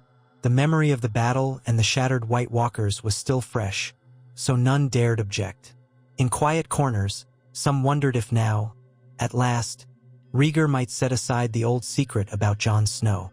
Others speculated if the king would arrange a new marriage alliance for Daenerys or for Jon, forging ties to keep the realm stable. But Rhaegar's priority was to let the realm breathe and heal. He had no desire to foment scandal or inflame old grudges. And so he kept the truth hidden, though Lyanna's pained eyes haunted him whenever their paths crossed. Years passed. The North remained vigilant, posting watchers for any sign of renewed threat. The rest of Westeros enjoyed a rare peace. The small folk prospered, roads were safer than they had been in a century, and the memory of the others' defeat lingered as a testament to what unity could achieve. Jon Snow rose in prominence among the King's Guard, famed for his skill and quiet honor. Ned Stark grew older, content that Winterfell was safe in an era of stability. Robert Baratheon drank himself into a contented haze in Storm's End. Tywin Lannister eventually passed away, leaving his children to jostle for influence, but even they recognized the realm's transformation under Rhaegar's measured rule. Princess Daenerys reached womanhood, praised as one of the most graceful ladies in the Seven Kingdoms. Suitors from Dorne, the Reach, and beyond vied for her hand, but Rhaegar refused to rush her into a match. Daenerys herself dreamed of traveling to Essos one day, seeing the lands where Viserys had roamed. She still held a faint hope that her brother might be redeemed, though Rhaegar gently cautioned her that Viserys had chosen a dark path.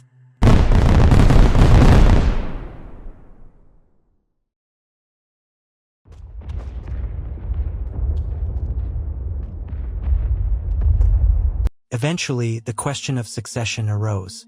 Rhaegar's children by Elia Martell, Rhaenys and Aegon, stood first in line, but they had branched into their own responsibilities and alliances. Rhaenys, in particular, expressed an interest in forging ties with Dorne, as her mother's heritage called to her.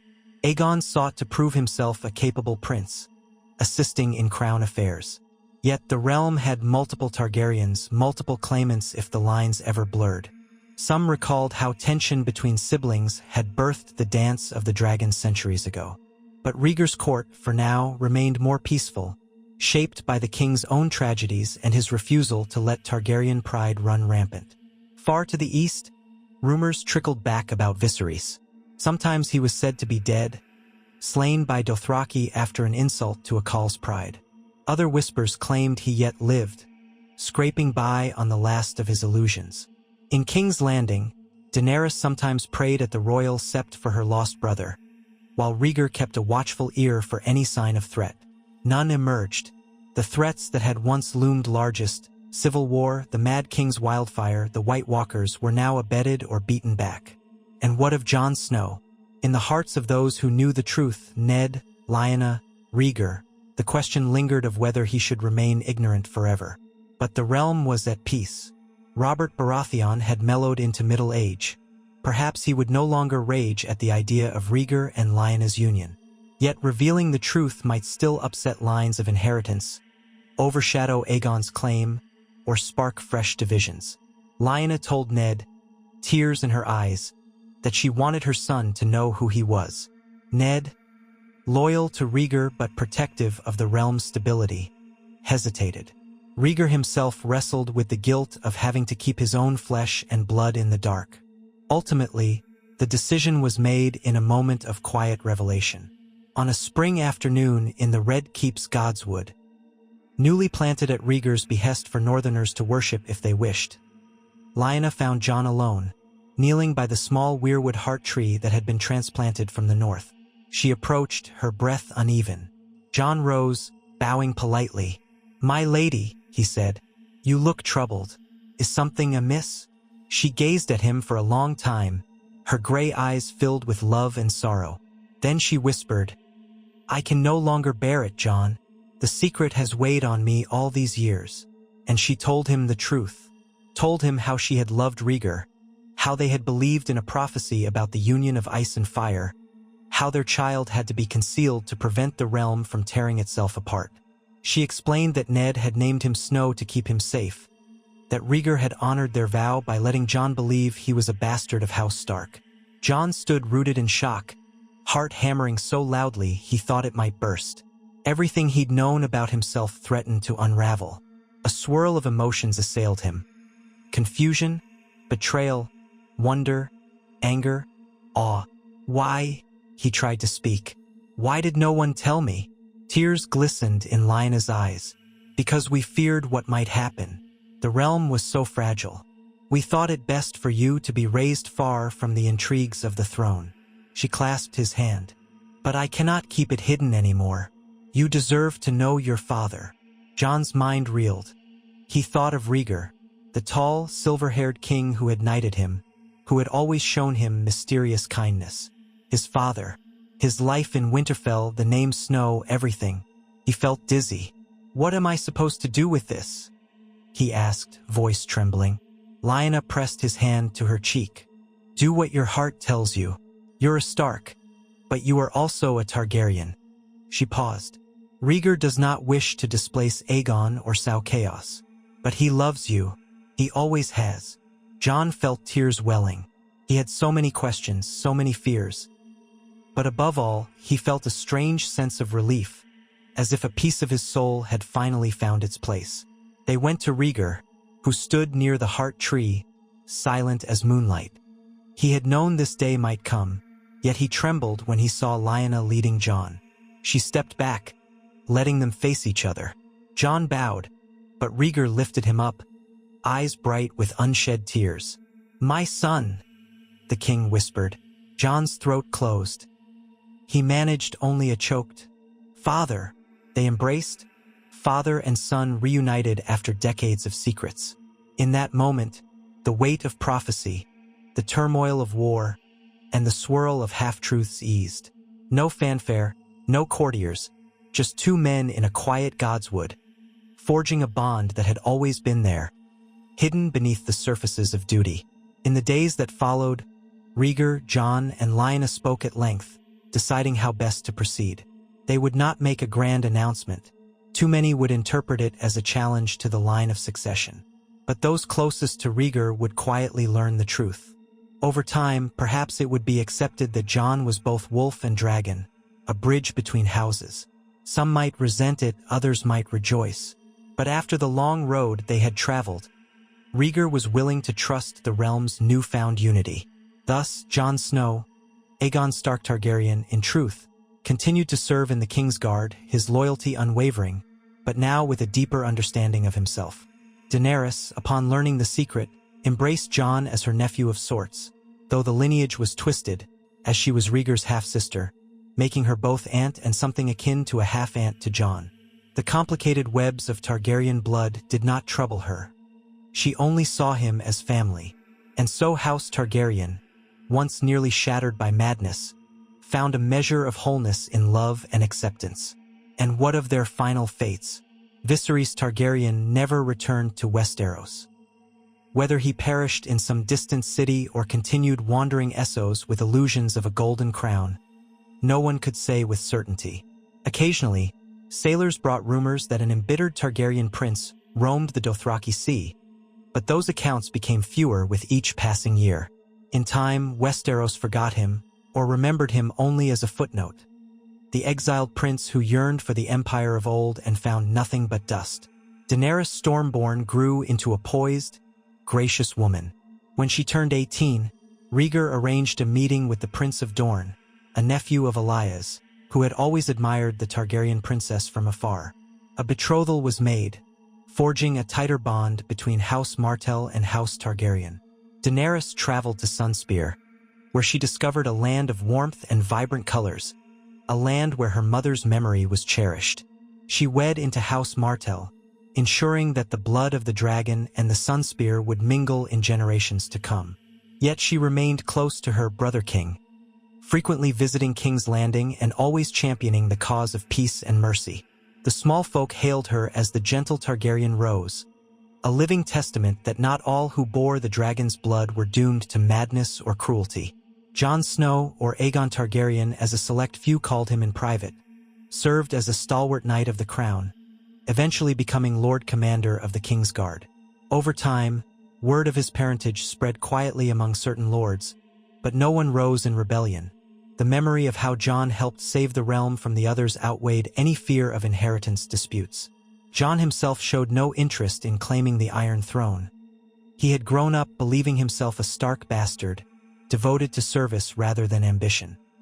He found fulfillment in protecting the royal family and forging a respectful bond with his half-siblings, Rhaenys and Aegon, who recognized him as a brother in heart if not in official lineage.